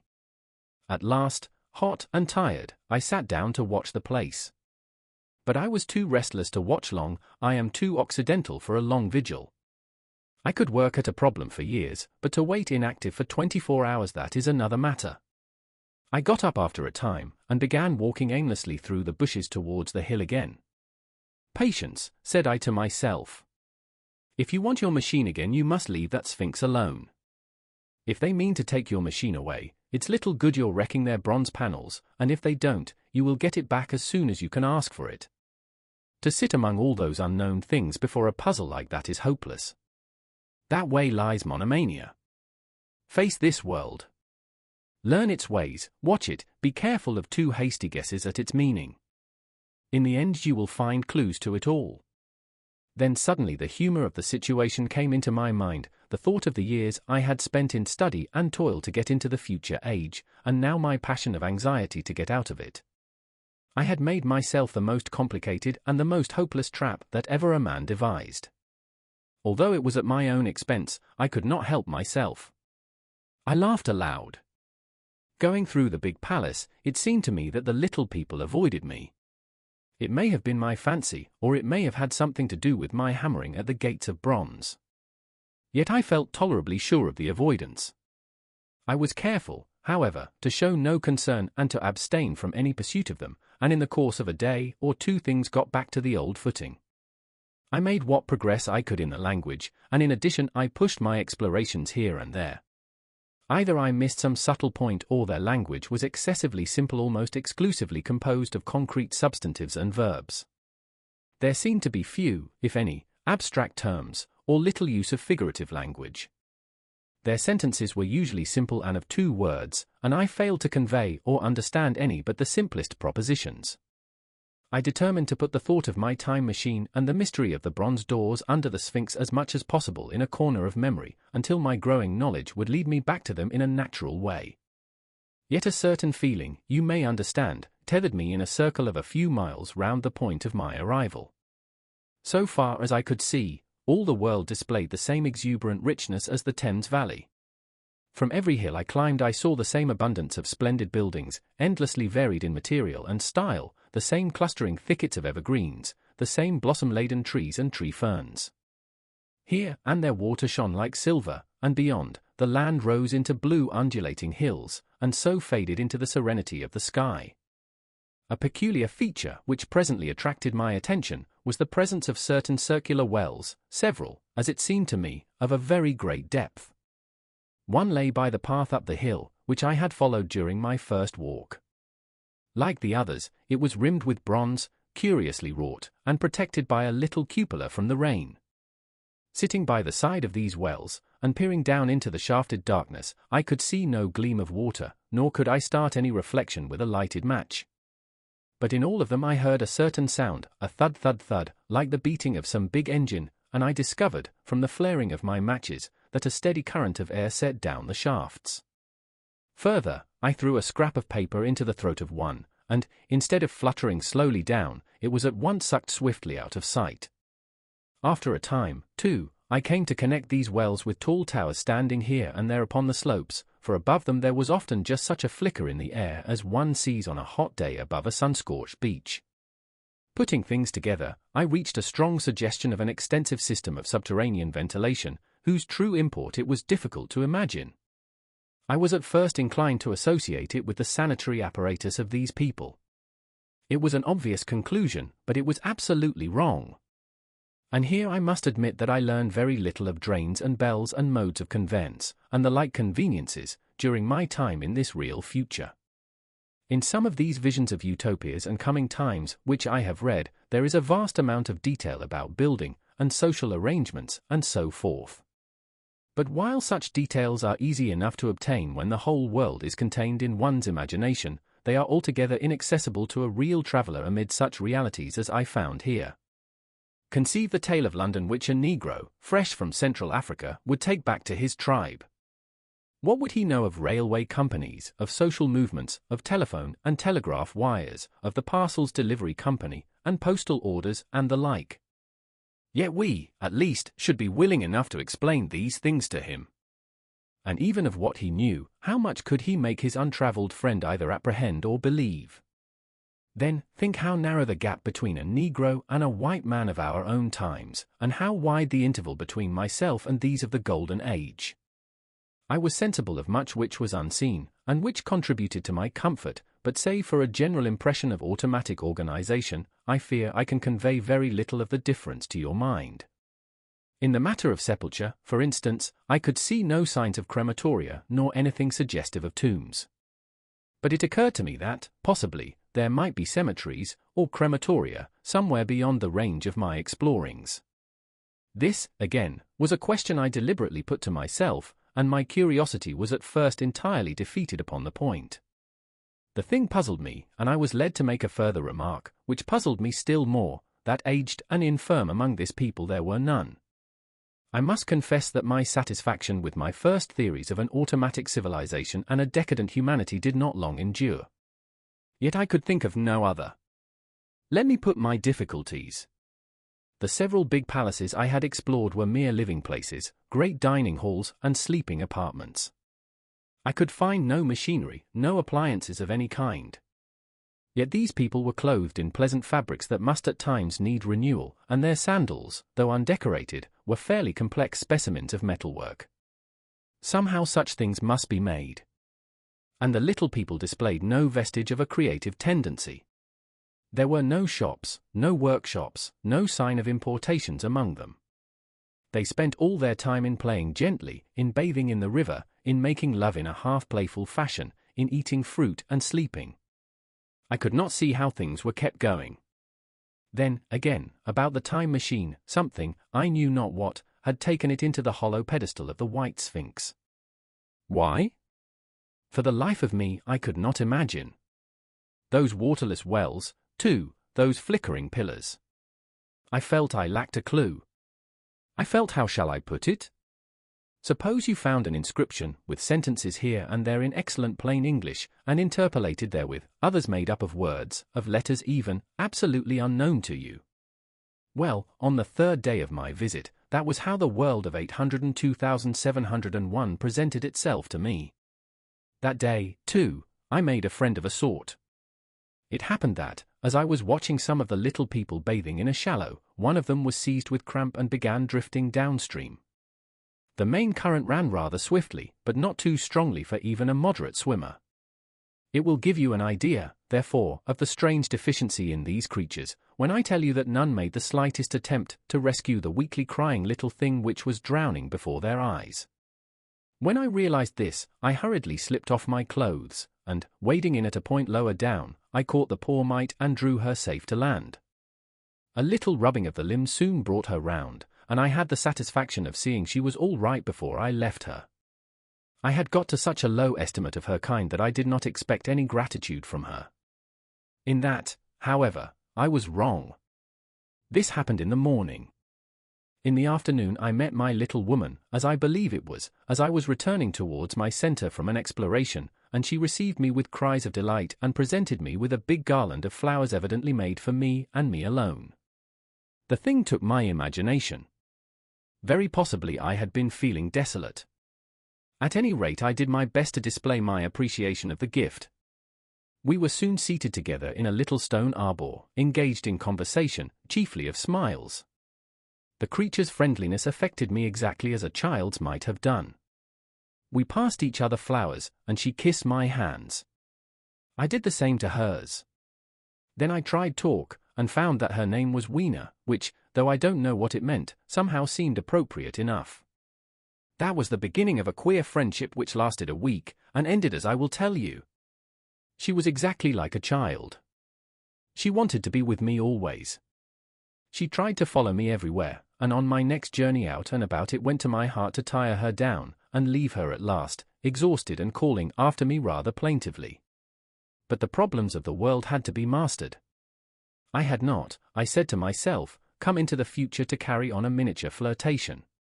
Yet her distress when I left her was very great, her expostulations at the parting were sometimes frantic, and I think, altogether, I had as much trouble as comfort from her devotion.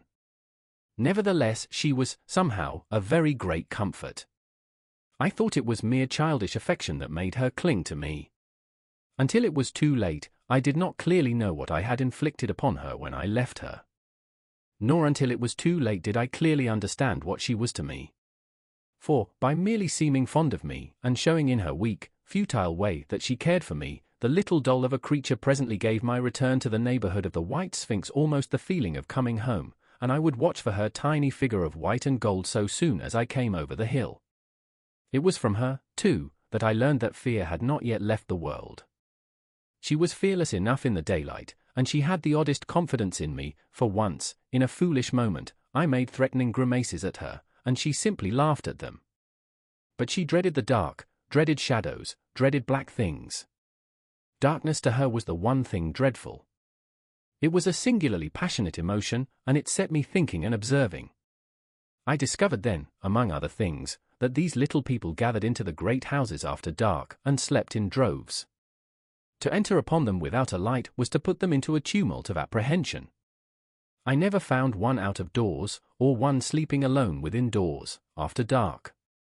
Yet I was still such a blockhead that I missed the lesson of that fear, and in spite of Weena's distress I insisted upon sleeping away from these slumbering multitudes. It troubled her greatly, but in the end her odd affection for me triumphed, and for 5 of the nights of our acquaintance, including the last night of all, she slept with her head pillowed on my arm. But my story slips away from me as I speak of her.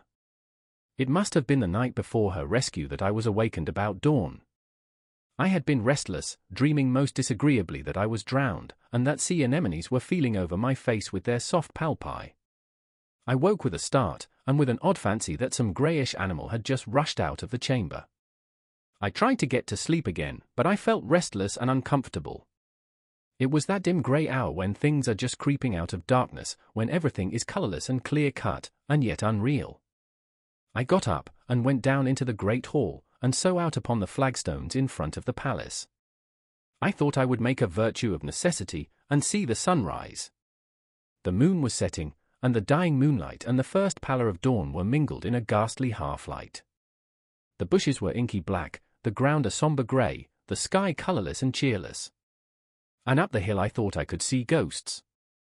There several times, as I scanned the slope, I saw white figures. Twice I fancied I saw a solitary white, ape-like creature running rather quickly up the hill, and once near the ruins I saw a leash of them carrying some dark body. They moved hastily. I did not see what became of them. It seemed that they vanished among the bushes. The dawn was still indistinct, you must understand. I was feeling that chill, uncertain, early morning feeling you may have known. I doubted my eyes. As the eastern sky grew brighter, and the light of the day came on and its vivid coloring returned upon the world once more, I scanned the view keenly. But I saw no vestige of my white figures. They were mere creatures of the half-light. They must have been ghosts, I said. I wonder whence they dated. For a queer notion of Grant Allen's came into my head, and amused me. If each generation die and leave ghosts, he argued, the world at last will get overcrowded with them. On that theory they would have grown innumerable some 800,000 years hence, and it was no great wonder to see four at once. But the jest was unsatisfying, and I was thinking of these figures all the morning, until Wiener's rescue drove them out of my head. I associated them in some indefinite way with the white animal I had startled in my first passionate search for the time machine. But Wiener was a pleasant substitute. Yet all the same, they were soon destined to take far deadlier possession of my mind. I think I have said how much hotter than our own was the weather of this golden age. I cannot account for it. It may be that the sun was hotter or the earth nearer the sun. It is usual to assume that the sun will go on cooling steadily in the future. But people, unfamiliar with such speculations as those of the younger Darwin, forget that the planets must ultimately fall back one by one into the parent body. As these catastrophes occur, the sun will blaze with renewed energy, and it may be that some inner planet had suffered this fate. Whatever the reason, the fact remains that the sun was very much hotter than we know it. Well, one very hot morning, my fourth, I think, as I was seeking shelter from the heat and glare in a colossal ruin near the great house where I slept and fed, there happened this strange thing. Clambering among these heaps of masonry, I found a narrow gallery, whose end and side windows were blocked by fallen masses of stone. By contrast with the brilliancy outside, it seemed at first impenetrably dark to me. I entered it groping, for the change from light to blackness made spots of color swim before me. Suddenly I halted spellbound. A pair of eyes, luminous by reflection against the daylight without, was watching me out of the darkness. The old instinctive dread of wild beasts came upon me. I clenched my hands and steadfastly looked into the glaring eyeballs. I was afraid to turn. Then the thought of the absolute security in which humanity appeared to be living came to my mind. And then I remembered that strange terror of the dark. Overcoming my fear to some extent, I advanced a step and spoke. I will admit that my voice was harsh and ill-controlled. I put out my hand and touched something soft. At once the eyes darted sideways, and something white ran past me. I turned with my heart in my mouth, and saw a queer little ape-like figure, its head held down in a peculiar manner, running across the sunlit space behind me. It blundered against a block of granite, staggered aside, and in a moment was hidden in a black shadow beneath another pile of ruined masonry. My impression of it is, of course, imperfect, but I know it was a dull white, and had strange large greyish-red eyes, also that there was flaxen hair on its head and down its back. But, as I say, it went too fast for me to see distinctly. I cannot even say whether it ran on all fours, or only with its forearms held very low. After an instant's pause I followed it into the second heap of ruins. I could not find it at first, but, after a time in the profound obscurity, I came upon one of those round well-like openings of which I have told you, half closed by a fallen pillar. A sudden thought came to me. Could this thing have vanished down the shaft? I lit a match, and, looking down, I saw a small, white, moving creature with large bright eyes which regarded me steadfastly as it retreated. It made me shudder. It was so like a human spider. It was clambering down the wall, and now I saw for the first time a number of metal foot and hand rests forming a kind of ladder down the shaft. Then the light burned my fingers and fell out of my hand, going out as it dropped, and when I had lit another the little monster had disappeared. I do not know how long I sat peering down that well. It was not for some time that I could succeed in persuading myself that the thing I had seen was human. But, gradually, the truth dawned on me, that man had not remained one species, but had differentiated into two distinct animals, that my graceful children of the upper world were not the sole descendants of our generation, but that this bleached, obscene, nocturnal thing, which had flashed before me, was also heir to all the ages. I thought of the flickering pillars and of my theory of an underground ventilation. I began to suspect their true import. And what, I wondered, was this lemur doing in my scheme of a perfectly balanced organization? How was it related to the indolent serenity of the beautiful upper worlders? And what was hidden down there at the foot of that shaft? I sat upon the edge of the well telling myself that, at any rate, there was nothing to fear, and that there I must descend for the solution of my difficulties. And withal I was absolutely afraid to go. As I hesitated, two of the beautiful upper-world people came running in their amorous sport across the daylight in the shadow. The male pursued the female, flinging flowers at her as he ran. They seemed distressed to find me, my arm against the overturned pillar, peering down the well. Apparently it was considered bad form to remark these apertures, for when I pointed to this one, and tried to frame a question about it in their tongue, they were still more visibly distressed and turned away. But they were interested by my matches, and I struck some to amuse them. I tried them again about the well, and again I failed. So presently I left them, meaning to go back to Weena, and see what I could get from her. But my mind was already in revolution, my guesses and impressions were slipping and sliding to a new adjustment. I had now a clue to the import of these wells, to the ventilating towers, to the mystery of the ghosts, to say nothing of a hint at the meaning of the bronze gates and the fate of the time machine. And very vaguely there came a suggestion towards the solution of the economic problem that had puzzled me. Here was the new view. Plainly, this second species of man was subterranean. There were three circumstances in particular which made me think that its rare emergence above ground was the outcome of a long-continued underground habit. In the first place, there was the bleached look common in most animals that live largely in the dark, the white fish of the Kentucky caves, for instance. Then, those large eyes, with that capacity for reflecting light, are common features of nocturnal things witness the owl and the cat. And last of all, that evident confusion in the sunshine, that hasty yet fumbling awkward flight towards dark shadow, and that peculiar carriage of the head while in the light all reinforced the theory of an extreme sensitivity of the retina. Beneath my feet, then, the earth must be tunneled enormously, and these tunnelings were the habitat of the new race. The presence of ventilating shafts and wells along the hill slopes everywhere, in fact, except along the river valley, showed how universal were its ramifications. What so natural, then, as to assume that it was in this artificial underworld that such work as was necessary to the comfort of the daylight race was done?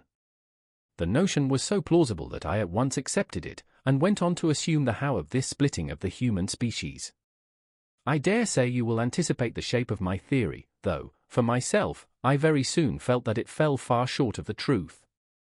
At first, proceeding from the problems of our own age, it seemed clear as daylight to me that the gradual widening of the present merely temporary and social difference between the capitalist and the laborer was the key to the whole position.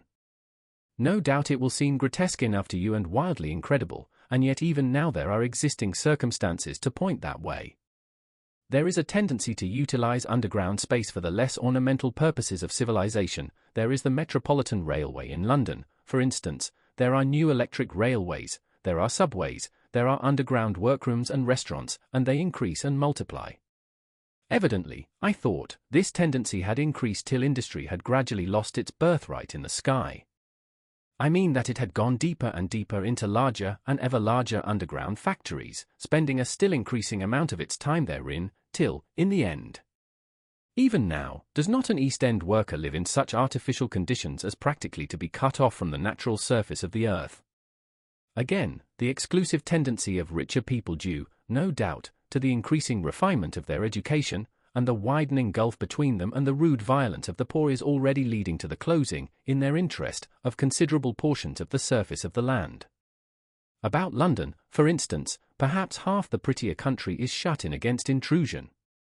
And this same widening gulf, which is due to the length and expense of the higher educational process and the increased facilities for and temptations towards refined habits on the part of the rich, will make that exchange between class and class, that promotion by intermarriage, which at present retards the splitting of our species along lines of social stratification, less and less frequent.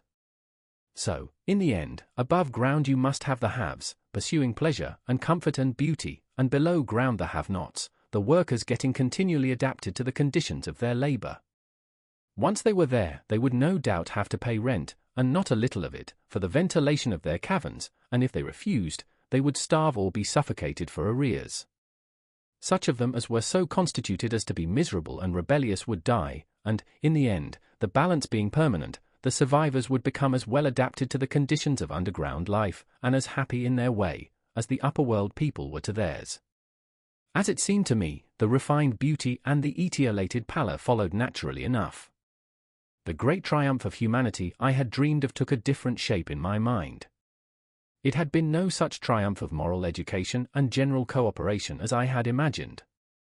Instead, I saw a real aristocracy, armed with a perfected science and working to a logical conclusion, the industrial system of today. Its triumph had not been simply a triumph over nature, but a triumph over nature and the fellow man. This, I must warn you, was my theory at the time. I had no convenient cicerone in the pattern of the utopian books. My explanation may be absolutely wrong. I still think it is the most plausible one. But even on this supposition, the balanced civilization that was at last attained must have long since passed its zenith, and was now far fallen into decay. The too perfect security of the upperworlders had led them to a slow movement of degeneration, to a general dwindling in size, strength, and intelligence. That I could see clearly enough already. What had happened to the undergrounders I did not yet suspect, but from what I had seen of the Morlocks that, by the by, was the name by which these creatures were called, I could imagine that the modification of the human type was even far more profound than among the Eloi, the beautiful race that I already knew. Then came troublesome doubts. Why had the Morlocks taken my time machine? For I felt sure it was they who had taken it. Why, too, if the Eloi were masters, could they not restore the machine to me? And why were they so terribly afraid of the dark? I proceeded, as I have said, to question Weena about this underworld, but here again I was disappointed. At first she would not understand my questions, and presently she refused to answer them. She shivered as though the topic was unendurable. And when I pressed her, perhaps a little harshly, she burst into tears. They were the only tears, except my own, I ever saw in that golden age. When I saw them I ceased abruptly to trouble about the Morlocks, and was only concerned in banishing these signs of the human inheritance from Weena's eyes. And very soon she was smiling and clapping her hands, while I solemnly burned a match. 6. It may seem odd to you, but it was 2 days before I could follow up the newfound clue in what was manifestly the proper way. I felt a peculiar shrinking from those pallid bodies. They were just the half-bleached color of the worms and things one sees preserved in spirit in a zoological museum. And they were filthily cold to the touch. Probably my shrinking was largely due to the sympathetic influence of the Eloi, whose disgust of the Morlocks I now began to appreciate. The next night I did not sleep well. Probably my health was a little disordered. I was oppressed with perplexity and doubt. Once or twice I had a feeling of intense fear for which I could perceive no definite reason. I remember creeping noiselessly into the great hall where the little people were sleeping in the moonlight that night Weena was among them and feeling reassured by their presence. It occurred to me even then, that in the course of a few days the moon must pass through its last quarter, and the nights grow dark, when the appearances of these unpleasant creatures from below, these whitened lemurs, this new vermin that had replaced the old, might be more abundant. And on both these days I had the restless feeling of one who shirks an inevitable duty. I felt assured that the time machine was only to be recovered by boldly penetrating these underground mysteries. Yet I could not face the mystery. If only I had had a companion it would have been different. But I was so horribly alone, and even to clamber down into the darkness of the well appalled me. I don't know if you will understand my feeling, but I never felt quite safe at my back. It was this restlessness, this insecurity, perhaps, that drove me further and further afield in my exploring expeditions. Going to the southwestward towards the rising country that is now called Coomwood, I observed far off, in the direction of 19th-century Banstead, a vast green structure, different in character from any I had hitherto seen. It was larger than the largest of the palaces or ruins I knew, and the facade had an oriental look, the face of it having the luster, as well as the pale green tint, a kind of bluish green, of a certain type of Chinese porcelain. This difference in aspect suggested a difference in use, and I was minded to push on and explore. but the day was growing late, and I had come upon the site of the place after a long and tiring circuit, so I resolved to hold over the adventure for the following day, and I returned to the welcome and the caresses of little Weena. But next morning I perceived clearly enough that my curiosity regarding the palace of green porcelain was a piece of self-deception to enable me to shirk, by another day, an experience I dreaded. I resolved I would make the descent without further waste of time, and started out in the early morning towards a well near the ruins of granite and aluminium. Little Weena ran with me. She danced beside me to the well, but when she saw me lean over the mouth and look downward, she seemed strangely disconcerted. "Goodbye, little Weena," I said, kissing her, and then putting her down, I began to feel over the parapet for the climbing hooks. Rather hastily, I may as well confess, for I feared my courage might leak away. At first she watched me in amazement. Then she gave a most piteous cry, and running to me, she began to pull at me with her little hands. I think her opposition nerved me rather to proceed. I shook her off, perhaps a little roughly, and in another moment I was in the throat of the well. I saw her agonized face over the parapet, and smiled to reassure her. Then I had to look down at the unstable hooks to which I clung. I had to clamber down a shaft of perhaps 200 yards. The descent was effected by means of metallic bars projecting from the sides of the well, and these being adapted to the needs of a creature much smaller and lighter than myself, I was speedily cramped and fatigued by the descent. And not simply fatigued. One of the bars bent suddenly under my weight, and almost swung me off into the blackness beneath. For a moment I hung by one hand, and after that experience I did not dare to rest again. Though my arms and back were presently acutely painful, I went on clambering down the sheer descent with as quick a motion as possible. Glancing upward, I saw the aperture, a small blue disc, in which a star was visible, while little Weena's head showed as a round black projection. The thudding sound of a machine below grew louder and more oppressive. Everything save that little disc above was profoundly dark, and when I looked up again Weena had disappeared. I was in an agony of discomfort. I had some thought of trying to go up the shaft again, and leave the underworld alone. But even while I turned this over in my mind I continued to descend. At last, with intense relief, I saw dimly coming up, a foot to the right of me, a slender loophole in the wall. Swinging myself in, I found it was the aperture of a narrow horizontal tunnel in which I could lie down and rest.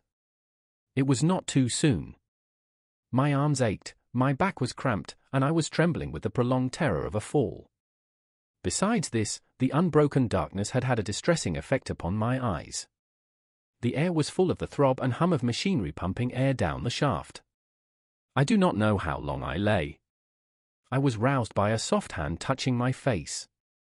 Starting up in the darkness I snatched at my matches and, hastily striking one, I saw 3 stooping white creatures similar to the one I had seen above ground in the ruin, hastily retreating before the light. Living, as they did, in what appeared to me impenetrable darkness, their eyes were abnormally large and sensitive, just as are the pupils of the abysmal fishes, and they reflected the light in the same way. I have no doubt they could see me in that rayless obscurity, and they did not seem to have any fear of me apart from the light. But, so soon as I struck a match in order to see them, they fled incontinently, vanishing into dark gutters and tunnels, from which their eyes glared at me in the strangest fashion. I tried to call to them, but the language they had was apparently different from that of the overworld people, so that I was needs left to my own unaided efforts, and the thought of flight before exploration was even then in my mind. But I said to myself, "You are in for it now," and, feeling my way along the tunnel, I found the noise of machinery grow louder. Presently the walls fell away from me, and I came to a large open space, and striking another match, saw that I had entered a vast arched cavern, which stretched into utter darkness beyond the range of my light. The view I had of it was as much as one could see in the burning of a match. Necessarily my memory is vague. Great shapes like big machines rose out of the dimness, and cast grotesque black shadows, in which dim spectral Morlocks sheltered from the glare. The place, by the by, was very stuffy and oppressive, and the faint halitus of freshly shed blood was in the air. Some way down the central vista was a little table of white metal, laid with what seemed a meal. The Morlocks at any rate were carnivorous. Even at the time, I remember wondering what large animal could have survived to furnish the red joint I saw.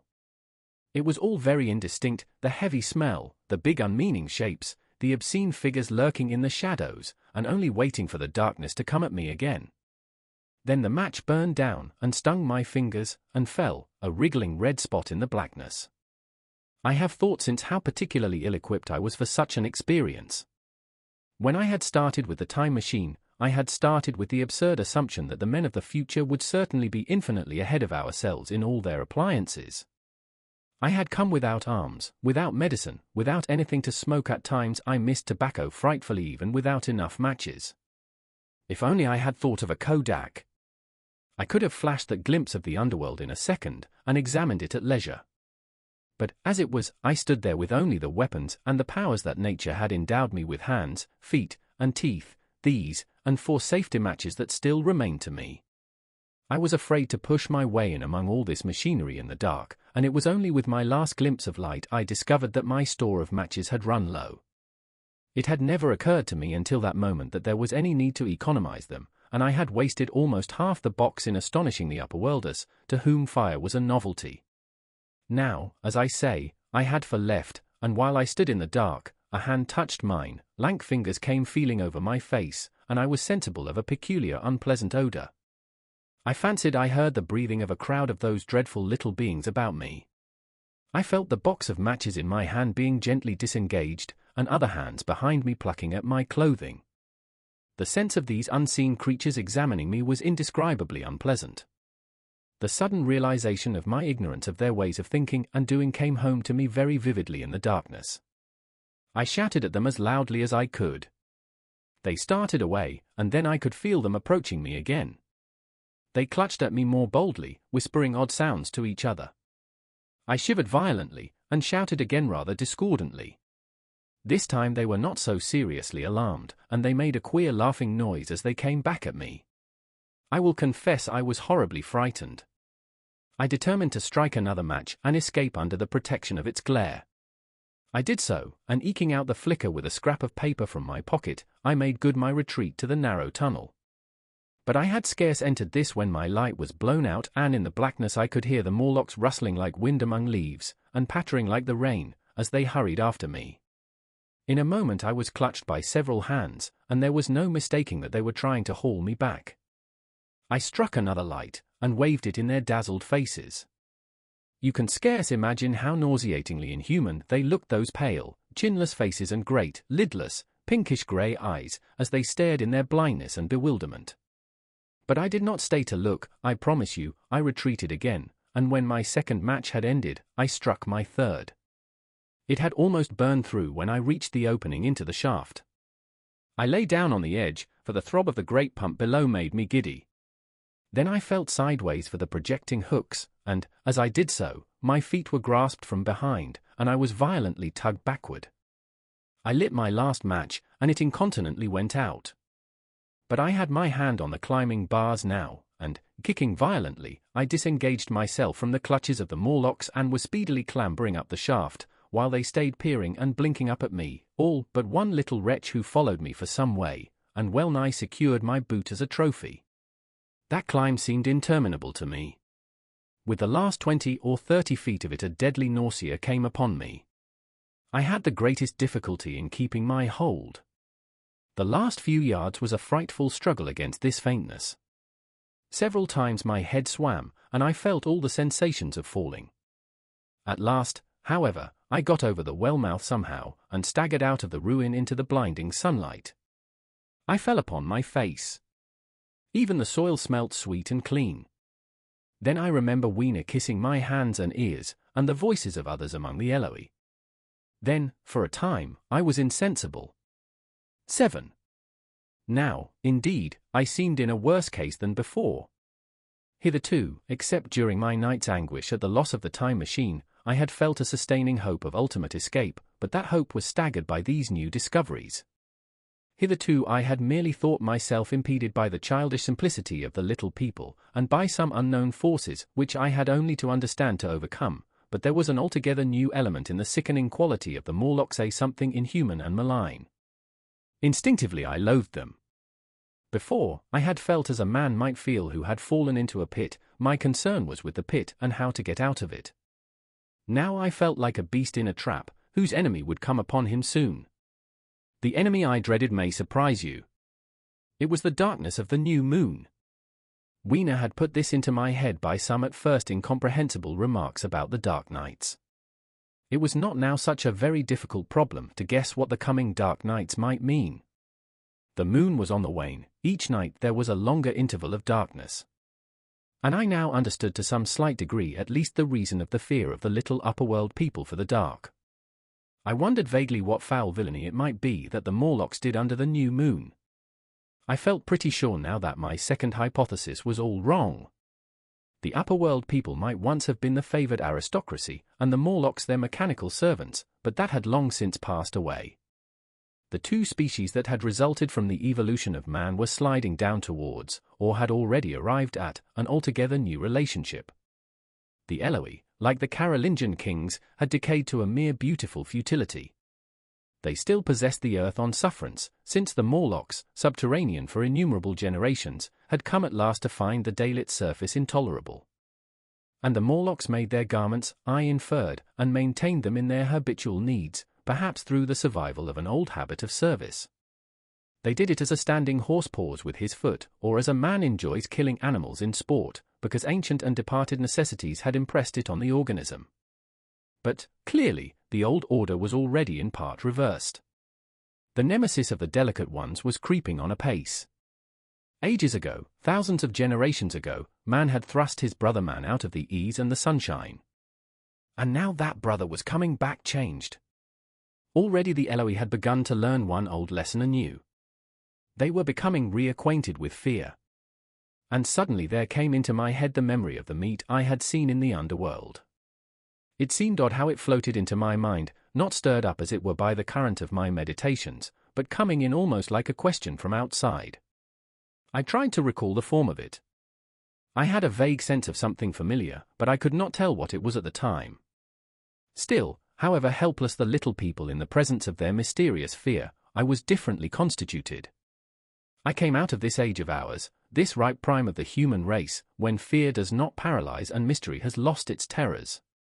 I at least would defend myself. Without further delay, I determined to make myself arms and a fastness where I might sleep. With that refuge as a base, I could face this strange world with some of that confidence I had lost in realizing to what creatures night by night I lay exposed. I felt I could never sleep again until my bed was secure from them. I shuddered with horror to think how they must already have examined me. I wandered during the afternoon along the valley of the Thames, but found nothing that commended itself to my mind as inaccessible. All the buildings and trees seemed easily practicable to such dexterous climbers as the Morlocks, to judge by their wells, must be. Then the tall pinnacles of the palace of green porcelain and the polished gleam of its walls came back to my memory, and in the evening, taking Weena like a child upon my shoulder, I went up the hills towards the southwest. The distance, I had reckoned, was 7 or 8 miles, but it must have been nearer 18. I had first seen the place on a moist afternoon when distances are deceptively diminished. In addition, the heel of one of my shoes was loose, and a nail was working through the sole. They were comfortable old shoes I wore about indoors so that I was lame. And it was already long past sunset when I came in sight of the palace, silhouetted black against the pale yellow of the sky. Weena had been hugely delighted when I began to carry her, but after a while she desired me to let her down, and ran along by the side of me, occasionally darting off on either hand to pick flowers to stick in my pockets. My pockets had always puzzled Weena, but at the last she had concluded that they were an eccentric kind of vase for floral decoration. At least she utilized them for that purpose. And that reminds me. In changing my jacket I found. The time traveler paused, put his hand into his pocket and silently placed 2 withered flowers, not unlike very large white mallows, upon the little table. Then he resumed his narrative. As the hush of evening crept over the world and we proceeded over the hill crest towards Wimbledon, Weena grew tired and wanted to return to the house of grey stone. But I pointed out the distant pinnacles of the palace of green porcelain to her, and contrived to make her understand that we were seeking a refuge there from her fear. You know that great pause that comes upon things before the dusk? Even the breeze stops in the trees. To me there is always an air of expectation about that evening stillness. The sky was clear, remote, and empty save for a few horizontal bars far down in the sunset. Well, that night the expectation took the color of my fears. In that darkling calm my senses seemed preternaturally sharpened. I fancied I could even feel the hollowness of the ground beneath my feet, could, indeed, almost see through it the Morlocks on their ant-hill going hither and thither and waiting for the dark. In my excitement I fancied that they would receive my invasion of their burrows as a declaration of war. And why had they taken my time machine? So we went on in the quiet, and the twilight deepened into night. The clear blue of the distance faded, and one star after another came out. The ground grew dim and the trees black. Weena's fears and her fatigue grew upon her. I took her in my arms and talked to her and caressed her. Then, as the darkness grew deeper, she put her arms round my neck, and, closing her eyes, tightly pressed her face against my shoulder. So we went down a long slope into a valley, and there in the dimness I almost walked into a little river. This I waded, and went up the opposite side of the valley, past a number of sleeping houses, and by a statue faun, or some such figure, minus the head. Here too were acacias. So far I had seen nothing of the Morlocks, but it was yet early in the night, and the darker hours before the old moon rose were still to come. From the brow of the next hill I saw a thick wood spreading wide and black before me. I hesitated at this. I could see no end to it, either to the right or the left. Feeling tired, my feet, in particular, were very sore. I carefully lowered Weena from my shoulder as I halted, and sat down upon the turf. I could no longer see the palace of green porcelain, and I was in doubt of my direction. I looked into the thickness of the wood and thought of what it might hide. Under that dense tangle of branches one would be out of sight of the stars. Even were there no other lurking danger, I did not care to let my imagination loose upon. There would still be all the roots to stumble over and the tree boles to strike against. I was very tired, too, after the excitements of the day, so I decided that I would not face it, but would pass the night upon the open hill. Weena, I was glad to find, was fast asleep. I carefully wrapped her in my jacket and sat down beside her to wait for the moonrise. The hillside was quiet and deserted, but from the black of the wood there came now and then a stir of living things. Above me shone the stars, for the night was very clear. I felt a certain sense of friendly comfort in their twinkling. All the old constellations had gone from the sky, however. That slow movement which is imperceptible in 100 human lifetimes had long since rearranged them in unfamiliar groupings. But the Milky Way, it seemed to me, was still the same tattered streamer of stardust as of yore. Southward, as I judged it, was a very bright red star that was new to me. It was even more splendid than our own green Sirius.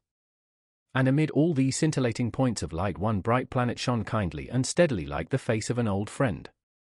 Looking at these stars suddenly dwarfed my own troubles and all the gravities of terrestrial life. I thought of their unfathomable distance, and the slow inevitable drift of their movements out of the unknown past into the unknown future. I thought of the great processional cycle that the pole of the earth describes.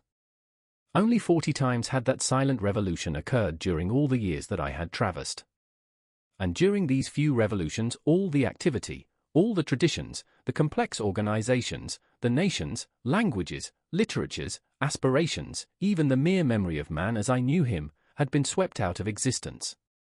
Instead were these frail creatures who had forgotten their high ancestry, and the white things of which I went in terror. Then I thought of the great fear that was between the two species, and for the first time, with a sudden shiver, came the clear knowledge of what the meat I had seen might be. Yet it was too horrible. I looked at little Weena sleeping beside me, her face white and star-like under the stars, and forthwith dismissed the thought. Through that long night I held my mind off the Morlocks as well as I could, and whiled away the time by trying to fancy I could find signs of the old constellations in the new confusion. The sky kept very clear, except for a hazy cloud or so. No doubt I dozed at times. Then, as my vigil wore on, came a faintness in the eastward sky, like the reflection of some colourless fire, and the old moon rose, thin and peaked and white. And close behind, and overtaking it, and overflowing it, the dawn came, pale at first, and then growing pink and warm. No Morlocks had approached us. Indeed, I had seen none upon the hill that night. And in the confidence of renewed day it almost seemed to me that my fear had been unreasonable. I stood up and found my foot with the loose heel swollen at the ankle and painful under the heel, so I sat down again, took off my shoes, and flung them away. I awakened Weena, and we went down into the wood, now green and pleasant instead of black and forbidding. We found some fruit wherewith to break our fast. We soon met others of the dainty ones, laughing and dancing in the sunlight as though there was no such thing in nature as the night. And then I thought once more of the meat that I had seen. I felt assured now of what it was, and from the bottom of my heart I pitied this last feeble rill from the great flood of humanity. Clearly, at some time in the long ago of human decay the Morlocks' food had run short. Possibly they had lived on rats and such like vermin. Even now man is far less discriminating and exclusive in his food than he was, far less than any monkey. His prejudice against human flesh is no deep-seated instinct. And so these inhuman sons of men. I tried to look at the thing in a scientific spirit. After all, they were less human and more remote than our cannibal ancestors of 3,000 or 4,000 years ago. And the intelligence that would have made this state of things a torment had gone. Why should I trouble myself? These Eloi were mere fatted cattle, which the ant-like Morlocks preserved and preyed upon, probably saw to the breeding of. And there was Weena dancing at my side. Then I tried to preserve myself from the horror that was coming upon me, by regarding it as a rigorous punishment of human selfishness. Man had been content to live in ease and delight upon the labors of his fellowman, had taken necessity as his watchword and excuse, and in the fullness of time necessity had come home to him. I even tried a Carlyle-like scorn of this wretched aristocracy in decay. But this attitude of mind was impossible. However great their intellectual degradation, the Eloi had kept too much of the human form not to claim my sympathy, and to make me perforce a sharer in their degradation and their fear. I had at that time very vague ideas as to the course I should pursue. My first was to secure some safe place of refuge, and to make myself such arms of metal or stone as I could contrive. That necessity was immediate. In the next place, I hoped to procure some means of fire, so that I should have the weapon of a torch at hand, for nothing, I knew, would be more efficient against these Morlocks. Then I wanted to arrange some contrivance to break open the doors of bronze under the White Sphinx. I had in mind a battering ram. I had a persuasion that if I could enter those doors and carry a blaze of light before me, I should discover the time machine and escape. I could not imagine the Morlocks were strong enough to move it far away. Weena I had resolved to bring with me to our own time. And turning such schemes over in my mind, I pursued our way towards the building which my fancy had chosen as our dwelling. 8. I found the palace of green porcelain, when we approached it about noon, deserted and falling into ruin. Only ragged vestiges of glass remained in its windows, and great sheets of the green facing had fallen away from the corroded metallic framework. It lay very high upon a turfy down, and looking northeastward before I entered it, I was surprised to see a large estuary, or even creek, where I judged Wandsworth and Battersea must once have been. I thought then, though I never followed up the thought of what might have happened, or might be happening, to the living things in the sea. The material of the palace proved on examination to be indeed porcelain, and along the face of it I saw an inscription in some unknown character. I thought, rather foolishly, that Weena might help me to interpret this, but I only learned that the bare idea of writing had never entered her head. She always seemed to me, I fancy, more human than she was, perhaps because her affection was so human. Within the big valves of the door, which were open and broken, we found, instead of the customary hall, a long gallery lit by many side windows. At the first glance I was reminded of a museum. The tiled floor was thick with dust, and a remarkable array of miscellaneous objects was shrouded in the same grey covering. Then I perceived, standing strange and gaunt in the centre of the hall, what was clearly the lower part of a huge skeleton. I recognized by the oblique feet that it was some extinct creature after the fashion of the megatherium. The skull and the upper bones lay beside it in the thick dust, and in one place, where rainwater had dropped through a leak in the roof, the thing itself had been worn away. Further in the gallery was the huge skeleton barrel of a brontosaurus. My museum hypothesis was confirmed. Going towards the side, I found what appeared to be sloping shelves, and clearing away the thick dust, I found the old familiar glass cases of our own time. But they must have been airtight to judge from the fair preservation of some of their contents. Clearly we stood among the ruins of some latter-day South Kensington. Here, apparently, was the paleontological section, and a very splendid array of fossils it must have been, though the inevitable process of decay that had been staved off for a time, and had, through the extinction of bacteria and fungi, lost 99/100ths of its force, was nevertheless, with extreme sureness if with extreme slowness, at work again upon all its treasures. Here and there I found traces of the little people in the shape of rare fossils broken to pieces or threaded in strings upon reeds. And the cases had in some instances been bodily removed by the Morlocks, as I judged. The place was very silent. The thick dust deadened our footsteps. Weena, who had been rolling a sea urchin down the sloping glass of a case, presently came, as I stared about me, and very quietly took my hand and stood beside me. And at first I was so much surprised by this ancient monument of an intellectual age, that I gave no thought to the possibilities it presented. Even my preoccupation about the time machine receded a little from my mind.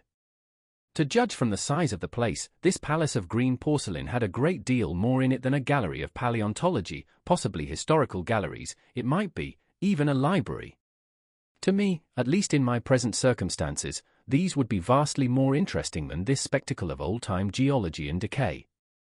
Exploring, I found another short gallery running transversely to the first. This appeared to be devoted to minerals, and the sight of a block of sulfur set my mind running on gunpowder.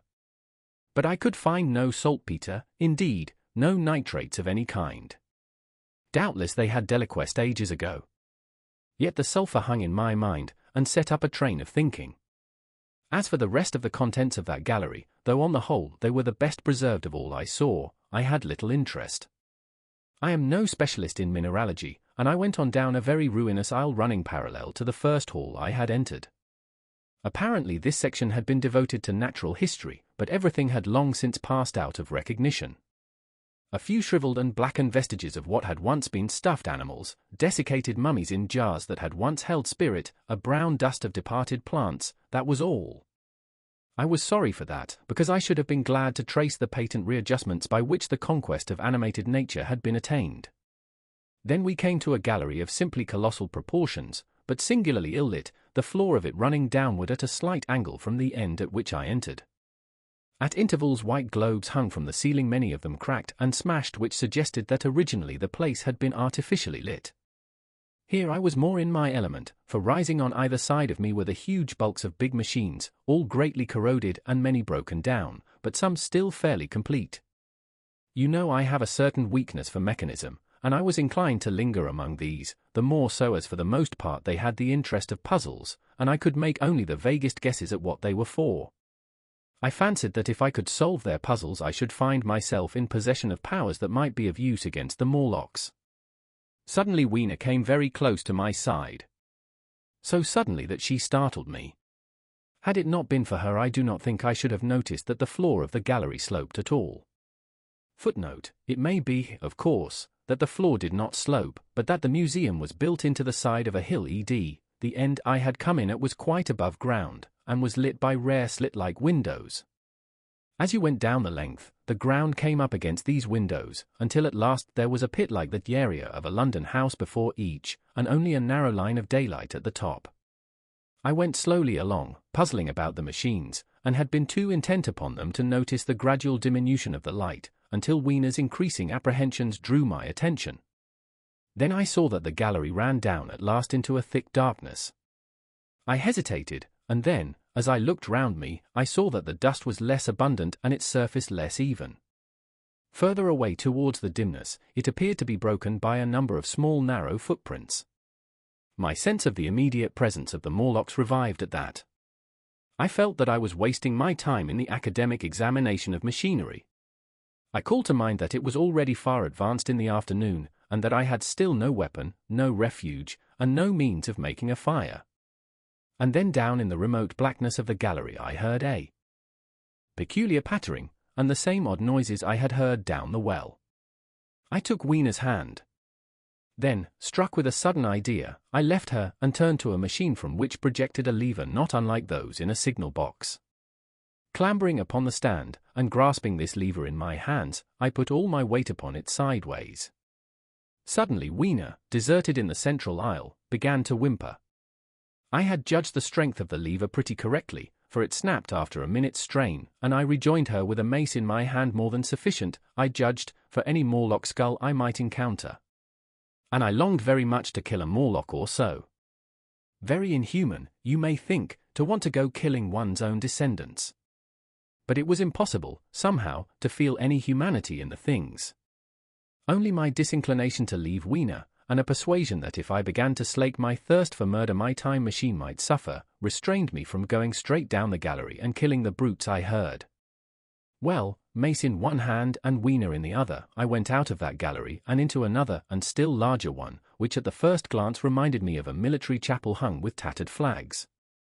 The brown and charred rags that hung from the sides of it, I presently recognized as the decaying vestiges of books. They had long since dropped to pieces, and every semblance of print had left them. But here and there were warped boards and cracked metallic clasps that told the tale well enough. Had I been a literary man I might, perhaps, have moralized upon the futility of all ambition. But as it was, the thing that struck me with keenest force was the enormous waste of labor to which this somber wilderness of rotting paper testified. At the time I will confess that I thought chiefly of the philosophical transactions and my own 17 papers upon physical optics. Then, going up a broad staircase, we came to what may once have been a gallery of technical chemistry. And here I had not a little hope of useful discoveries. Except at one end where the roof had collapsed, this gallery was well preserved. I went eagerly to every unbroken case. And at last, in one of the really airtight cases, I found a box of matches. Very eagerly I tried them. They were perfectly good. They were not even damp. I turned to Weena. "Dance," I cried to her in her own tongue. For now I had a weapon indeed against the horrible creatures we feared. And so, in that derelict museum, upon the thick soft carpeting of dust, to Weena's huge delight, I solemnly performed a kind of composite dance, whistling the Land of the Leal as cheerfully as I could. In part it was a modest cancan, in part a step dance, in part a skirt dance, so far as my tailcoat permitted, and in part original. For I am naturally inventive, as you know. Now, I still think that for this box of matches to have escaped the wear of time for immemorial years was a most strange, as for me it was a most fortunate thing. Yet, oddly enough, I found a far unlikelier substance, and that was camphor. I found it in a sealed jar, that by chance, I suppose, had been really hermetically sealed. I fancied at first that it was paraffin wax, and smashed the glass accordingly. But the odor of camphor was unmistakable. In the universal decay this volatile substance had chanced to survive, perhaps through many thousands of centuries. It reminded me of a sepia painting I had once seen done from the ink of a fossil belemnite that must have perished and become fossilized millions of years ago. I was about to throw it away, but I remembered that it was inflammable and burned with a good bright flame was, in fact, an excellent candle, and I put it in my pocket. I found no explosives, however, nor any means of breaking down the bronze doors. As yet my iron crowbar was the most helpful thing I had chanced upon. Nevertheless, I left that gallery greatly elated. I cannot tell you all the story of that long afternoon. It would require a great effort of memory to recall my explorations in at all the proper order. I remember a long gallery of rusting stands of arms, and how I hesitated between my crowbar and a hatchet or a sword. I could not carry both, however, and my bar of iron promised best against the bronze gates. There were numbers of guns, pistols, and rifles. The most were masses of rust, but many were of some new metal and still fairly sound. But any cartridges or powder there may once have been had rotted into dust. One corner I saw was charred and shattered, perhaps, I thought, by an explosion among the specimens. In another place was a vast array of idols, Polynesian, Mexican, Grecian, Phoenician, every country on earth I should think. And here, yielding to an irresistible impulse, I wrote my name upon the nose of a steatite monster from South America that particularly took my fancy. As the evening drew on, my interest waned. I went through gallery after gallery, dusty, silent, often ruinous, the exhibits sometimes mere heaps of rust and lignite, sometimes fresher. In one place I suddenly found myself near the model of a tin mine, and then by the merest accident I discovered, in an airtight case, 2 dynamite cartridges. I shouted Eureka, and smashed the case with joy. Then came a doubt. I hesitated. Then, selecting a little side gallery, I made my essay. I never felt such a disappointment as I did in waiting 5, 10, 15 minutes for an explosion that never came. Of course the things were dummies, as I might have guessed from their presence. I really believe that had they not been so, I should have rushed off incontinently and blown Sphinx, bronze doors, and, as it proved, my chances of finding the time machine, altogether into non-existence. It was after that, I think, that we came to a little open court within the palace. It was turfed and had 3 fruit trees. So we rested and refreshed ourselves. Toward sunset I began to consider our position. Night was creeping upon us, and my inaccessible hiding place had still to be found. But that troubled me very little now. I had in my possession a thing that was, perhaps, the best of all defenses against the Morlocks. I had matches. I had the camphor in my pocket, too, if a blaze were needed. It seemed to me that the best thing we could do would be to pass the night in the open, protected by a fire. In the morning there was the getting of the time machine. Towards that, as yet, I had only my iron mace. But now, with my growing knowledge, I felt very differently towards those bronze doors. Up to this, I had refrained from forcing them, largely because of the mystery on the other side. They had never impressed me as being very strong, and I hoped to find my bar of iron not altogether inadequate for the work. 9. We emerged from the palace while the sun was still in part above the horizon. I was determined to reach the White Sphinx early the next morning, and ere the dusk I purposed pushing through the woods that had stopped me on the previous journey. My plan was to go as far as possible that night, and then, building a fire, to sleep in the protection of its glare. Accordingly, as we went along I gathered any sticks or dried grass I saw, and presently had my arms full of such litter. Thus loaded, our progress was slower than I had anticipated, and besides Weena was tired. And I began to suffer from sleepiness too, so that it was full night before we reached the wood. Upon the shrubby hill of its edge Weena would have stopped, fearing the darkness before us, but a singular sense of impending calamity, that should indeed have served me as a warning, drove me onward. I had been without sleep for a night and 2 days, and I was feverish and irritable. I felt sleep coming upon me, and the Morlocks with it. While we hesitated, among the black bushes behind us, and dim against their blackness, I saw 3 crouching figures. There was scrub and long grass all about us, and I did not feel safe from their insidious approach. The forest, I calculated, was rather less than a mile across. If we could get through it to the bare hillside, there, as it seemed to me, was an altogether safer resting place. I thought that with my matches and my camphor I could contrive to keep my path illuminated through the woods. Yet it was evident that if I was to flourish matches with my hands I should have to abandon my firewood, so, rather reluctantly, I put it down. And then it came into my head that I would amaze our friends behind by lighting it. I was to discover the atrocious folly of this proceeding, but it came to my mind as an ingenious move for covering our retreat. I don't know if you have ever thought what a rare thing flame must be in the absence of man and in a temperate climate. The sun's heat is rarely strong enough to burn even when it is focused by dewdrops, as is sometimes the case in more tropical districts.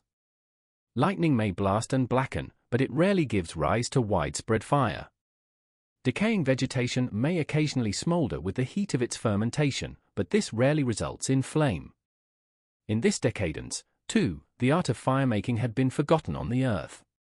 The red tongues that went licking up my heap of wood were an altogether new and strange thing to Weena. She wanted to run to it and play with it. I believe she would have cast herself into it had I not restrained her. But I caught her up, and in spite of her struggles, plunged boldly before me into the wood. For a little way the glare of my fire lit the path. Looking back presently, I could see, through the crowded stems, that from my heap of sticks the blaze had spread to some bushes adjacent, and a curved line of fire was creeping up the grass of the hill. I laughed at that, and turned again to the dark trees before me. It was very black, and Weena clung to me convulsively, but there was still, as my eyes grew accustomed to the darkness, sufficient light for me to avoid the stems. Overhead it was simply black, except where a gap of remote blue sky shone down upon us here and there. I struck none of my matches because I had no hand free. Upon my left arm I carried my little one, in my right hand I had my iron bar. For some way I heard nothing but the crackling twigs under my feet, the faint rustle of the breeze above, and my own breathing and the throb of the blood vessels in my ears. Then I seemed to know of a pattering about me. I pushed on grimly. The pattering grew more distinct, and then I caught the same queer sound and voices I had heard in the underworld. There were evidently several of the Morlocks, and they were closing in upon me. Indeed, in another minute I felt a tug at my coat, then something at my arm. And Weena shivered violently, and became quite still. It was time for a match. But to get one I must put her down. I did so, and, as I fumbled with my pocket, a struggle began in the darkness about my knees, perfectly silent on her part and with the same peculiar cooing sounds from the Morlocks. Soft little hands, too, were creeping over my coat and back, touching even my neck. Then the match scratched and fizzed. I held it flaring, and saw the white backs of the Morlocks in flight amid the trees. I hastily took a lump of camphor from my pocket, and prepared to light it as soon as the match should wane. Then I looked at Weena. She was lying clutching my feet and quite motionless, with her face to the ground. With a sudden fright I stooped to her. She seemed scarcely to breathe. I lit the block of camphor and flung it to the ground, and as it split and flared up and drove back the Morlocks and the shadows, I knelt down and lifted her. The wood behind seemed full of the stir and murmur of a great company. She seemed to have fainted. I put her carefully upon my shoulder and rose to push on, and then there came a horrible realization. In maneuvering with my matches and Weena, I had turned myself about several times, and now I had not the faintest idea in what direction lay my path. For all I knew, I might be facing back towards the palace of green porcelain. I found myself in a cold sweat. I had to think rapidly what to do. I determined to build a fire and encamp where we were. I put Weena, still motionless, down upon a turfy bowl, and very hastily, as my first lump of camphor waned, I began collecting sticks and leaves. Here and there out of the darkness round me the Morlocks' eyes shone like carbuncles. The camphor flickered and went out. I lit a match, and as I did so, two white forms that had been approaching Weena dashed hastily away.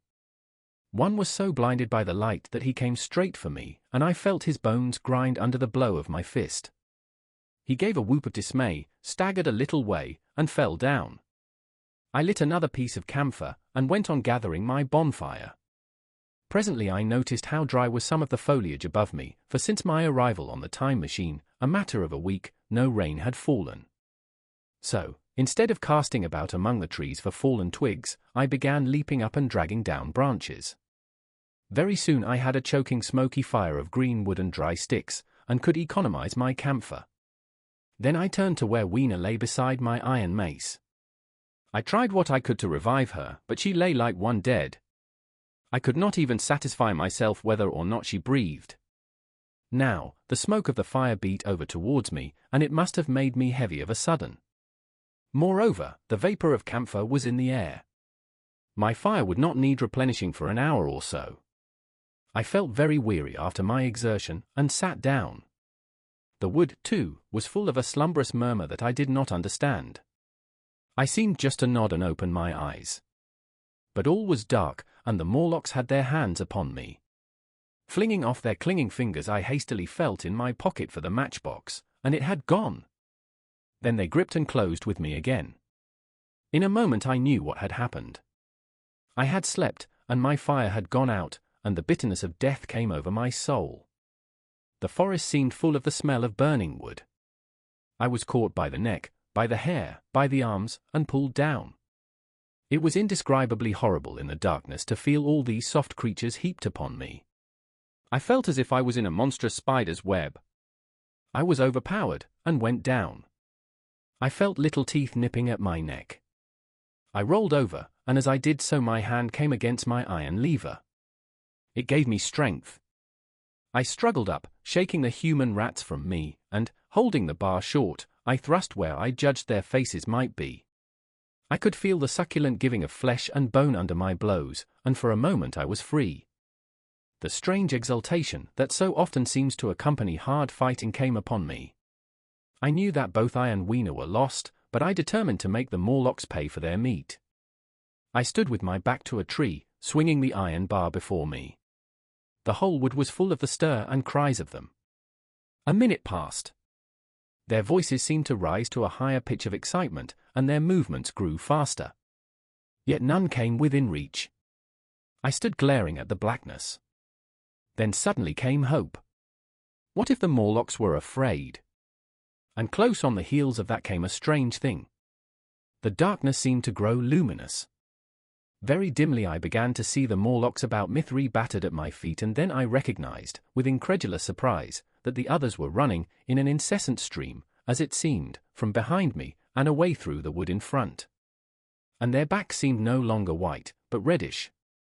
As I stood agape, I saw a little red spark go drifting across a gap of starlight between the branches, and vanish.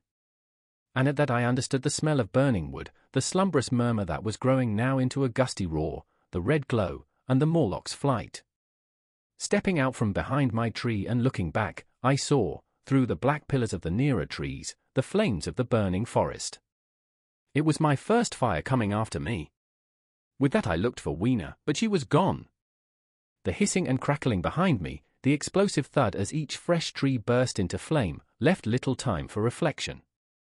My iron bar still gripped, I followed in the Morlock's path. It was a close race. Once the flames crept forward so swiftly on my right as I ran that I was outflanked and had to strike off to the left. But at last I emerged upon a small open space, and as I did so, a Morlock came blundering towards me, and past me, and went on straight into the fire. And now I was to see the most weird and horrible thing, I think, of all that I beheld in that future age. This whole space was as bright as day with the reflection of the fire. In the center was a hillock or tumulus, surmounted by a scorched hawthorn. Beyond this was another arm of the burning forest, with yellow tongues already writhing from it, completely encircling the space with a fence of fire. Upon the hillside were some 30 or 40 Morlocks, dazzled by the light and heat, and blundering hither and thither against each other in their bewilderment. At first I did not realize their blindness, and struck furiously at them with my bar, in a frenzy of fear, as they approached me, killing one and crippling several more.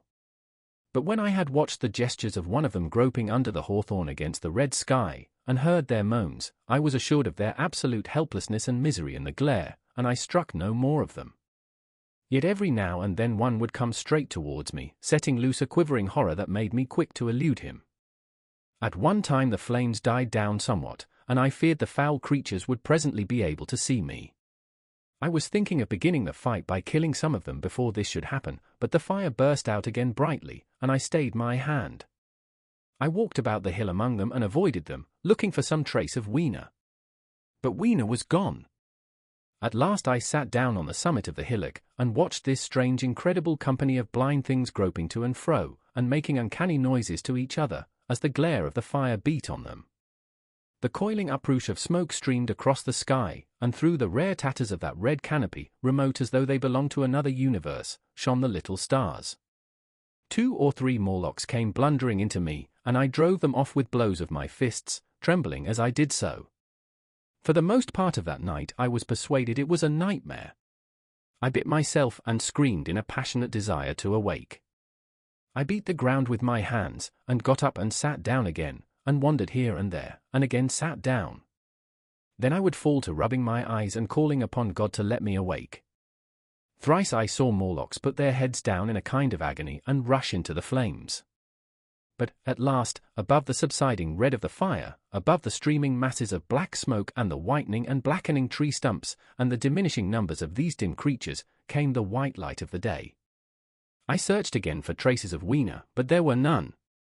It was plain that they had left her poor little body in the forest. I cannot describe how it relieved me to think that it had escaped the awful fate to which it seemed destined. As I thought of that, I was almost moved to begin a massacre of the helpless abominations about me, but I contained myself. The hillock, as I have said, was a kind of island in the forest. From its summit I could now make out through a haze of smoke the palace of green porcelain, and from that I could get my bearings for the White Sphinx. And so, leaving the remnant of these damned souls still going hither and thither and moaning, as the day grew clearer, I tied some grass about my feet and limped on across smoking ashes and among black stems that still pulsated internally with fire, towards the hiding place of the time machine. I walked slowly, for I was almost exhausted, as well as lame, and I felt the intensest wretchedness for the horrible death of little Weena. It seemed an overwhelming calamity. Now, in this old familiar room, it is more like the sorrow of a dream than an actual loss. But that morning it left me absolutely lonely again, terribly alone. I began to think of this house of mine, of this fireside, of some of you, and with such thoughts came a longing that was pain. But as I walked over the smoking ashes under the bright morning sky, I made a discovery. In my trouser pocket were still some loose matches. The box must have leaked before it was lost. About 8 or 9 in the morning I came to the same seat of yellow metal from which I had viewed the world upon the evening of my arrival. I thought of my hasty conclusions upon that evening and could not refrain from laughing bitterly at my confidence. Here was the same beautiful scene, the same abundant foliage, the same splendid palaces and magnificent ruins, the same silver river running between its fertile banks. The gay robes of the beautiful people moved hither and thither among the trees. Some were bathing in exactly the place where I had saved Weena, and that suddenly gave me a keen stab of pain. And like blots upon the landscape rose the cupolas above the ways to the underworld. I understood now what all the beauty of the overworld people covered. Very pleasant was their day, as pleasant as the day of the cattle in the field. Like the cattle, they knew of no enemies and provided against no needs. And their end was the same. I grieved to think how brief the dream of the human intellect had been. It had committed suicide. It had set itself steadfastly towards comfort and ease, a balanced society with security and permanency as its watchword. It had attained its hopes to come to this at last. Once, life and property must have reached almost absolute safety. The rich had been assured of his wealth and comfort, the toiler assured of his life and work. No doubt in that perfect world there had been no unemployed problem, no social question left unsolved. And a great quiet had followed. It is a law of nature we overlook, that intellectual versatility is the compensation for change, danger, and trouble. An animal perfectly in harmony with its environment is a perfect mechanism. Nature never appeals to intelligence until habit and instinct are useless. There is no intelligence where there is no change and no need of change. Only those animals partake of intelligence that have to meet a huge variety of needs and dangers. So, as I see it, the upper world man had drifted towards his feeble prettiness, and the underworld to mere mechanical industry. But that perfect state had lacked one thing even for mechanical perfection: absolute permanency. Apparently as time went on, the feeding of the underworld, however it was effected, had become disjointed. Mother Necessity, who had been staved off for a few thousand years, came back again, and she began below. The underworld being in contact with machinery, which, however perfect, still needs some little thought outside habit, had probably retained perforce rather more initiative, if less of every other human character, than the upper. And when other meat failed them, they turned to what old habit had hitherto forbidden. So I say I saw it in my last view of the world of 802,701. It may be as wrong an explanation as mortal wit could invent. It is how the thing shaped itself to me, and as that I give it to you. After the fatigues, excitements, and terrors of the past days, and in spite of my grief, this seat and the tranquil view and the warm sunlight were very pleasant. I was very tired and sleepy, and soon my rising passed into dozing. Catching myself at that, I took my own hint, and spreading myself out upon the turf I had a long and refreshing sleep. I awoke a little before sunsetting.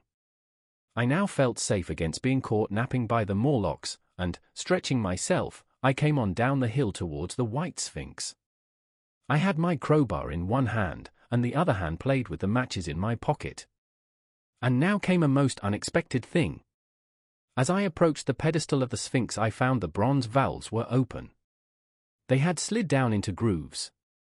At that I stopped short before them, hesitating to enter. Within was a small apartment, and on a raised place in the corner of this was the time machine. I had the small levers in my pocket. So here, after all my elaborate preparations for the siege of the White Sphinx, was a meek surrender. I threw my iron bar away, almost sorry not to use it.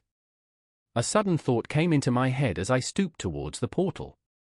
For once, at least, I grasped the mental operations of the Morlocks. Suppressing a strong inclination to laugh, I stepped through the bronze frame and up to the time machine. I was surprised to find it had been carefully oiled and cleaned. I have suspected since that the Morlocks had even partially taken it to pieces while trying in their dim way to grasp its purpose. Now as I stood and examined it, finding a pleasure in the mere touch of the contrivance, the thing I had expected happened. The bronze panel suddenly slid up and struck the frame with a clang. I was in the dark, trapped. So the Morlocks thought.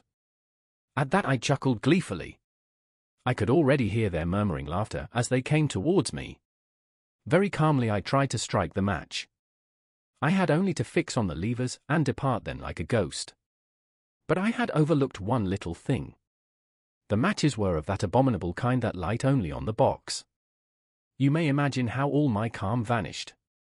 The little brutes were close upon me. One touched me. I made a sweeping blow in the dark at them with the levers and began to scramble into the saddle of the machine. Then came one hand upon me and then another. Then I had simply to fight against their persistent fingers for my levers and at the same time feel for the studs over which these fitted. Indeed, they almost got away from me. As it slipped from my hand, I had to, but in the dark with my head I could hear the Morlock skull ring to recover it. It was a nearer thing than the fight in the forest, I think, this last scramble. But at last the lever was fitted and pulled over. The clinging hand slipped from me. The darkness presently fell from my eyes. I found myself in the same grey light and tumult I have already described. 11. I have already told you of the sickness and confusion that comes with time traveling.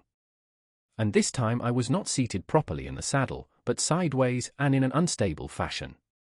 For an indefinite time I clung to the machine as it swayed and vibrated, quite unheeding how I went, and when I brought myself to look at the dials again I was amazed to find where I had arrived. One dial records days, and another thousands of days, another millions of days, and another thousands of millions. Now, instead of reversing the levers, I had pulled them over so as to go forward with them, and when I came to look at these indicators I found that the thousands hand was sweeping round as fast as the seconds hand of a watch into futurity. As I drove on, a peculiar change crept over the appearance of things. The palpitating greyness grew darker, then though I was still travelling with prodigious velocity the blinking succession of day and night, which was usually indicative of a slower pace, returned, and grew more and more marked. This puzzled me very much at first. The alternations of night and day grew slower, and so did the passage of the sun across the sky, until they seemed to stretch through centuries. At last a steady twilight brooded over the earth, a twilight only broken now and then when a comet glared across the darkling sky. The band of light that had indicated the sun had long since disappeared, for the sun had ceased to set, it simply rose and fell in the west, and grew ever broader and more red. All trace of the moon had vanished. The circling of the stars, growing slower and slower, had given place to creeping points of light. At last, some time before I stopped, the sun, red and very large, halted motionless upon the horizon, a vast dome glowing with a dull heat, and now and then suffering a momentary extinction. At one time it had for a little while glowed more brilliantly again, but it speedily reverted to its sullen red heat. I perceived by this slowing down of its rising and setting that the work of the tidal drag was done. The earth had come to rest with one face to the sun, even as in our own time the moon faces the earth. Very cautiously, for I remembered my former headlong fall, I began to reverse my motion. Slower and slower went the circling hands until the thousands one seemed motionless and the daily one was no longer a mere mist upon its scale. Still slower, until the dim outlines of a desolate beach grew visible. I stopped very gently and sat upon the time machine, looking round. The sky was no longer blue. Northeastward it was inky black, and out of the blackness shone brightly and steadily the pale white stars. Overhead it was a deep Indian red and starless, and southeastward it grew brighter to a glowing scarlet where, cut by the horizon, lay the huge hull of the sun, red and motionless. The rocks about me were of a harsh reddish color, and all the trace of life that I could see at first was the intensely green vegetation that covered every projecting point on their southeastern face. It was the same rich green that one sees on forest moss or on the lichen in caves, plants which like these grow in a perpetual twilight. The machine was standing on a sloping beach.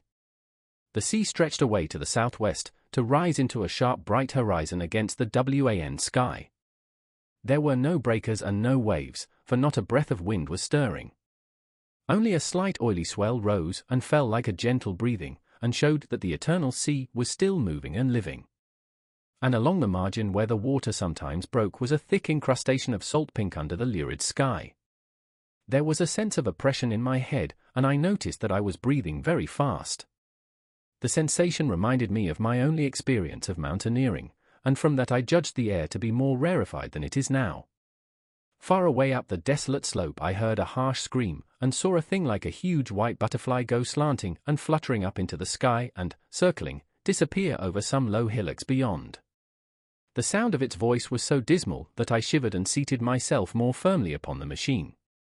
Looking round me again, I saw that, quite near, what I had taken to be a reddish mass of rock was moving slowly towards me. Then I saw the thing was really a monstrous crab-like creature.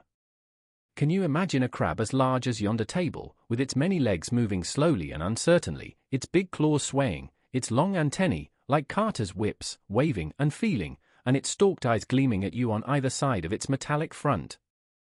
Its back was corrugated and ornamented with ungainly bosses, and a greenish incrustation blotched it here and there. I could see the many palpi of its complicated mouth flickering and feeling as it moved. As I stared at this sinister apparition crawling towards me, I felt a tickling on my cheek as though a fly had lighted there. I tried to brush it away with my hand, but in a moment it returned, and almost immediately came another by my ear. I struck at this, and caught something thread-like. It was drawn swiftly out of my hand.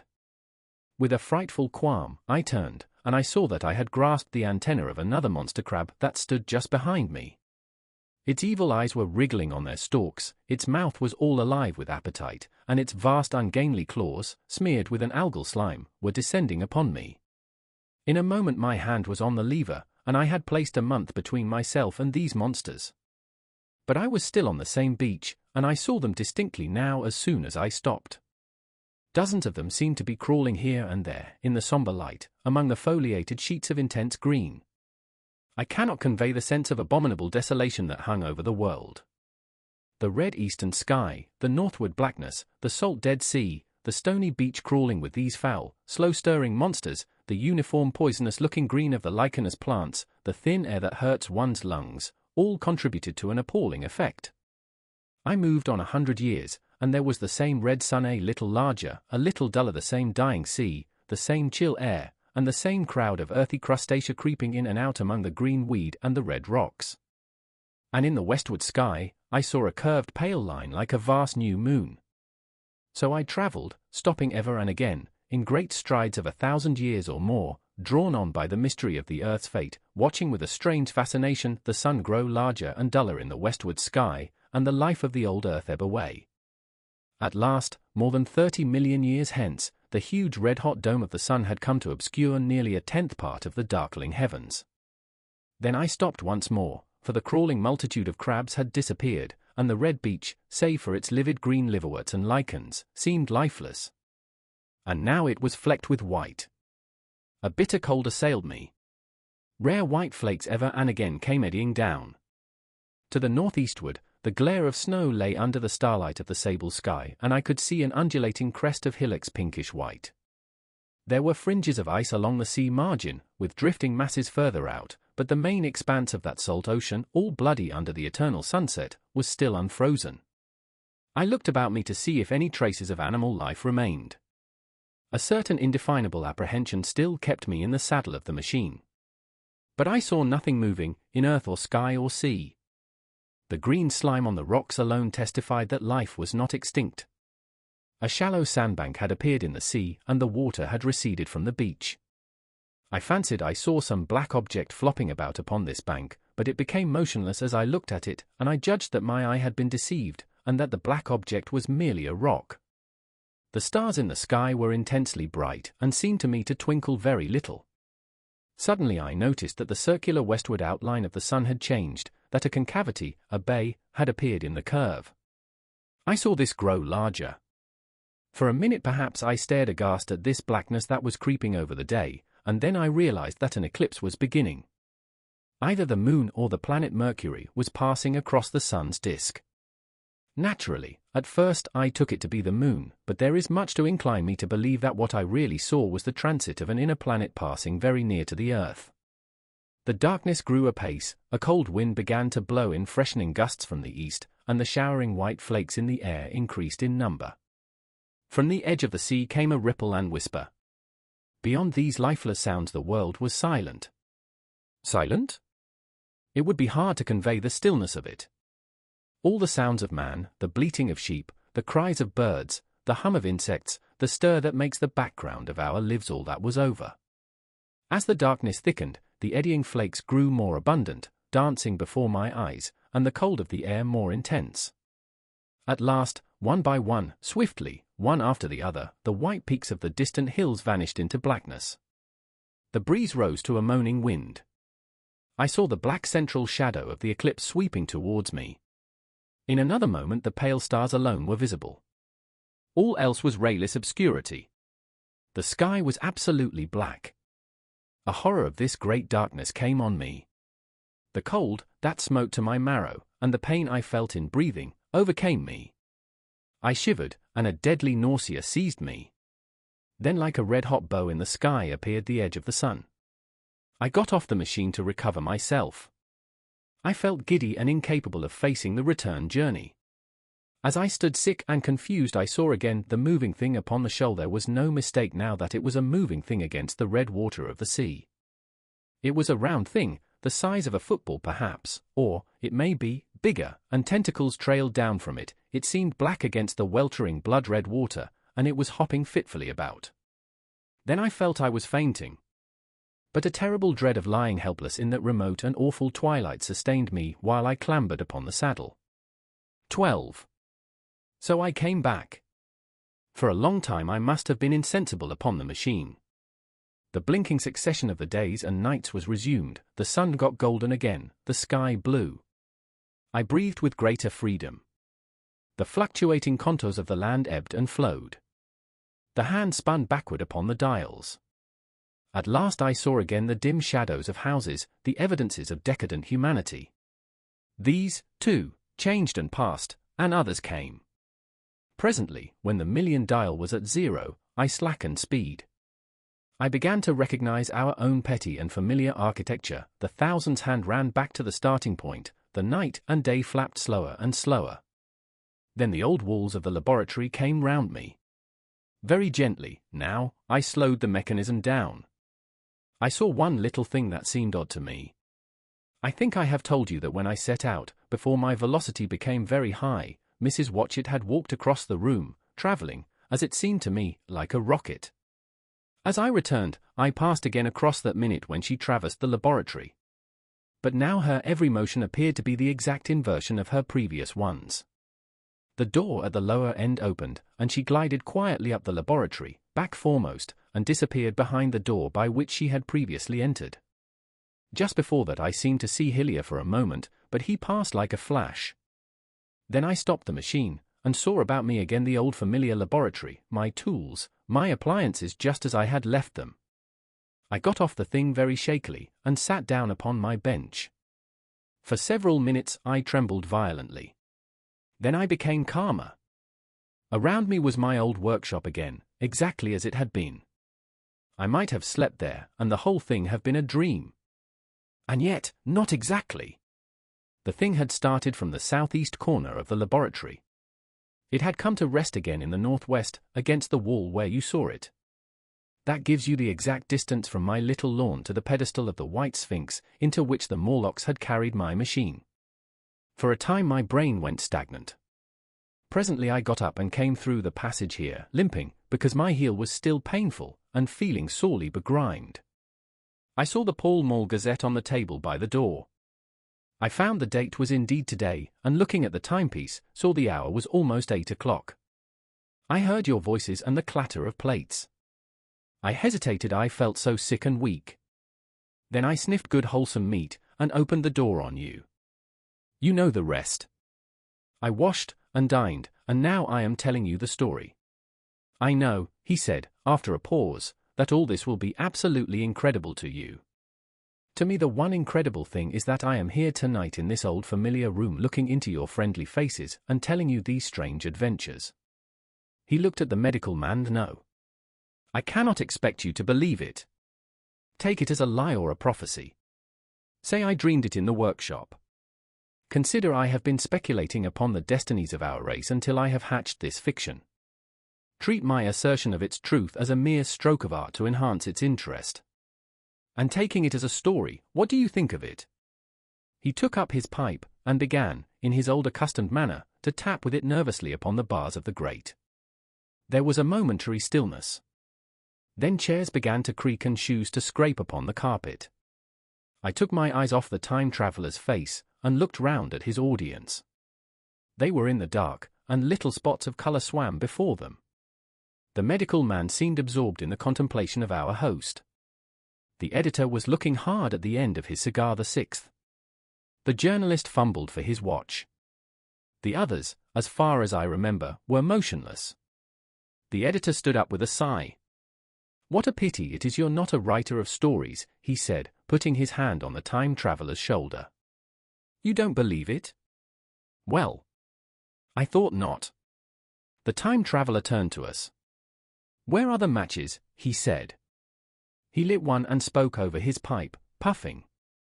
"To tell you the truth, I hardly believe it myself.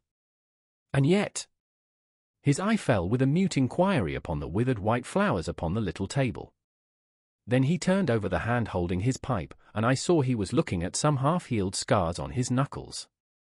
The medical man rose, came to the lamp, and examined the flowers. "The gynoecium's odd," he said.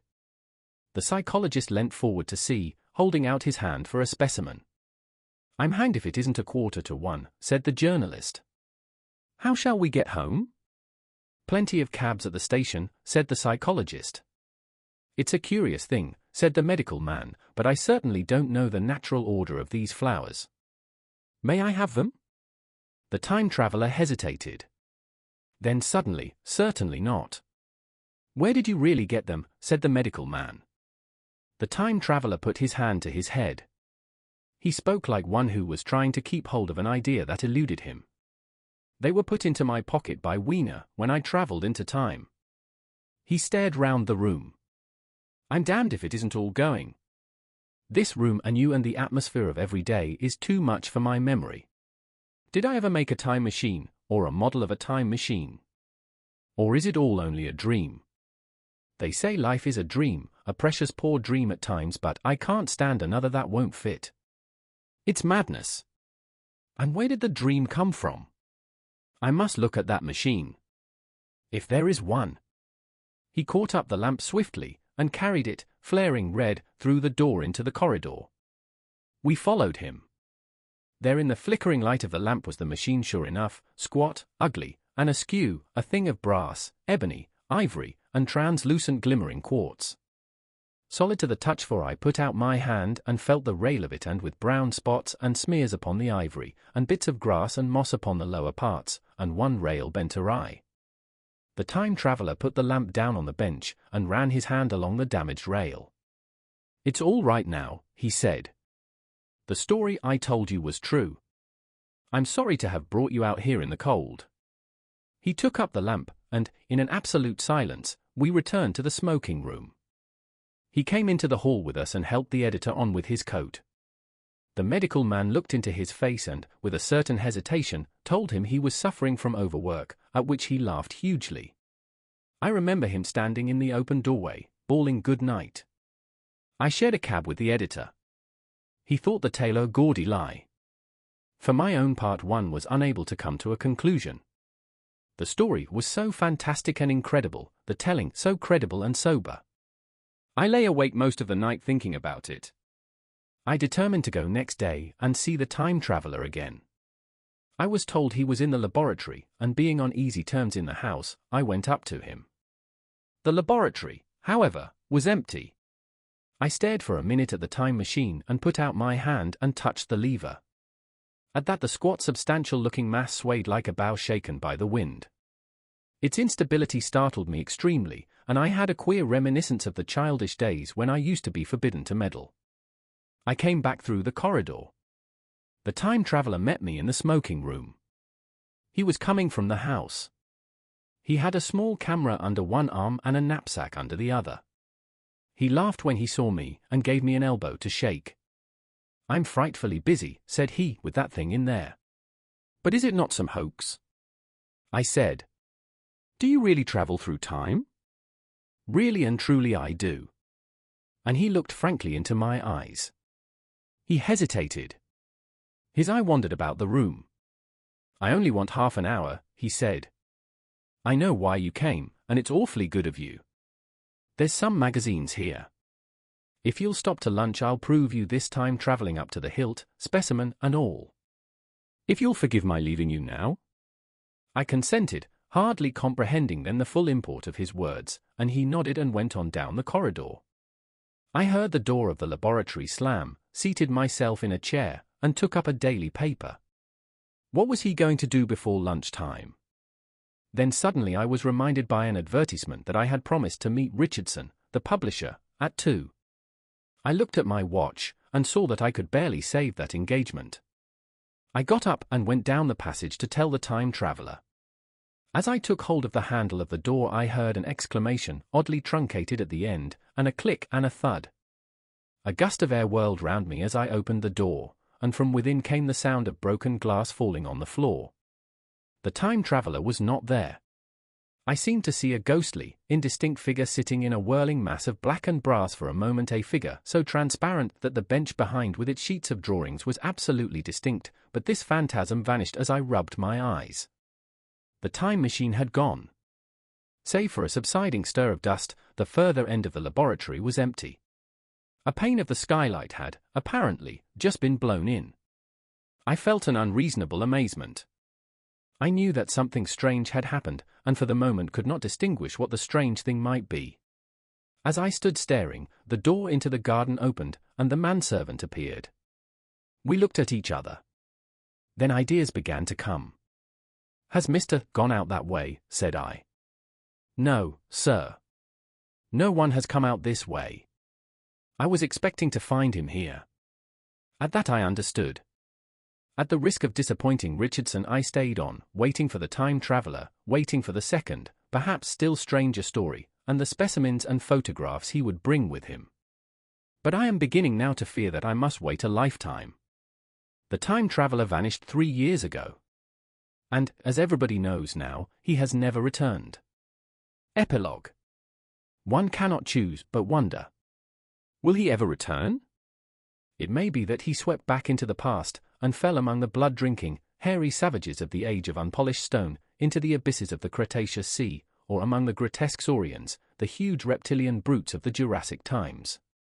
He may even now, if I may use the phrase, be wandering on some plesiosaurus-haunted oolitic coral reef, or beside the lonely saline lakes of the Triassic Age. Or did he go forward, into one of the nearer ages, in which men are still men, but with the riddles of our own time answered and its wearisome problems solved?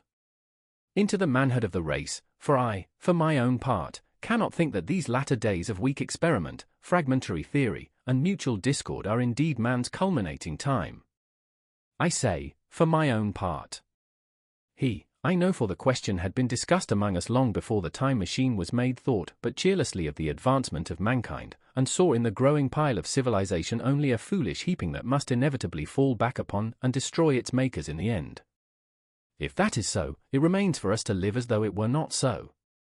But to me the future is still black, and blank is a vast ignorance, lit at a few casual places by the memory of his story.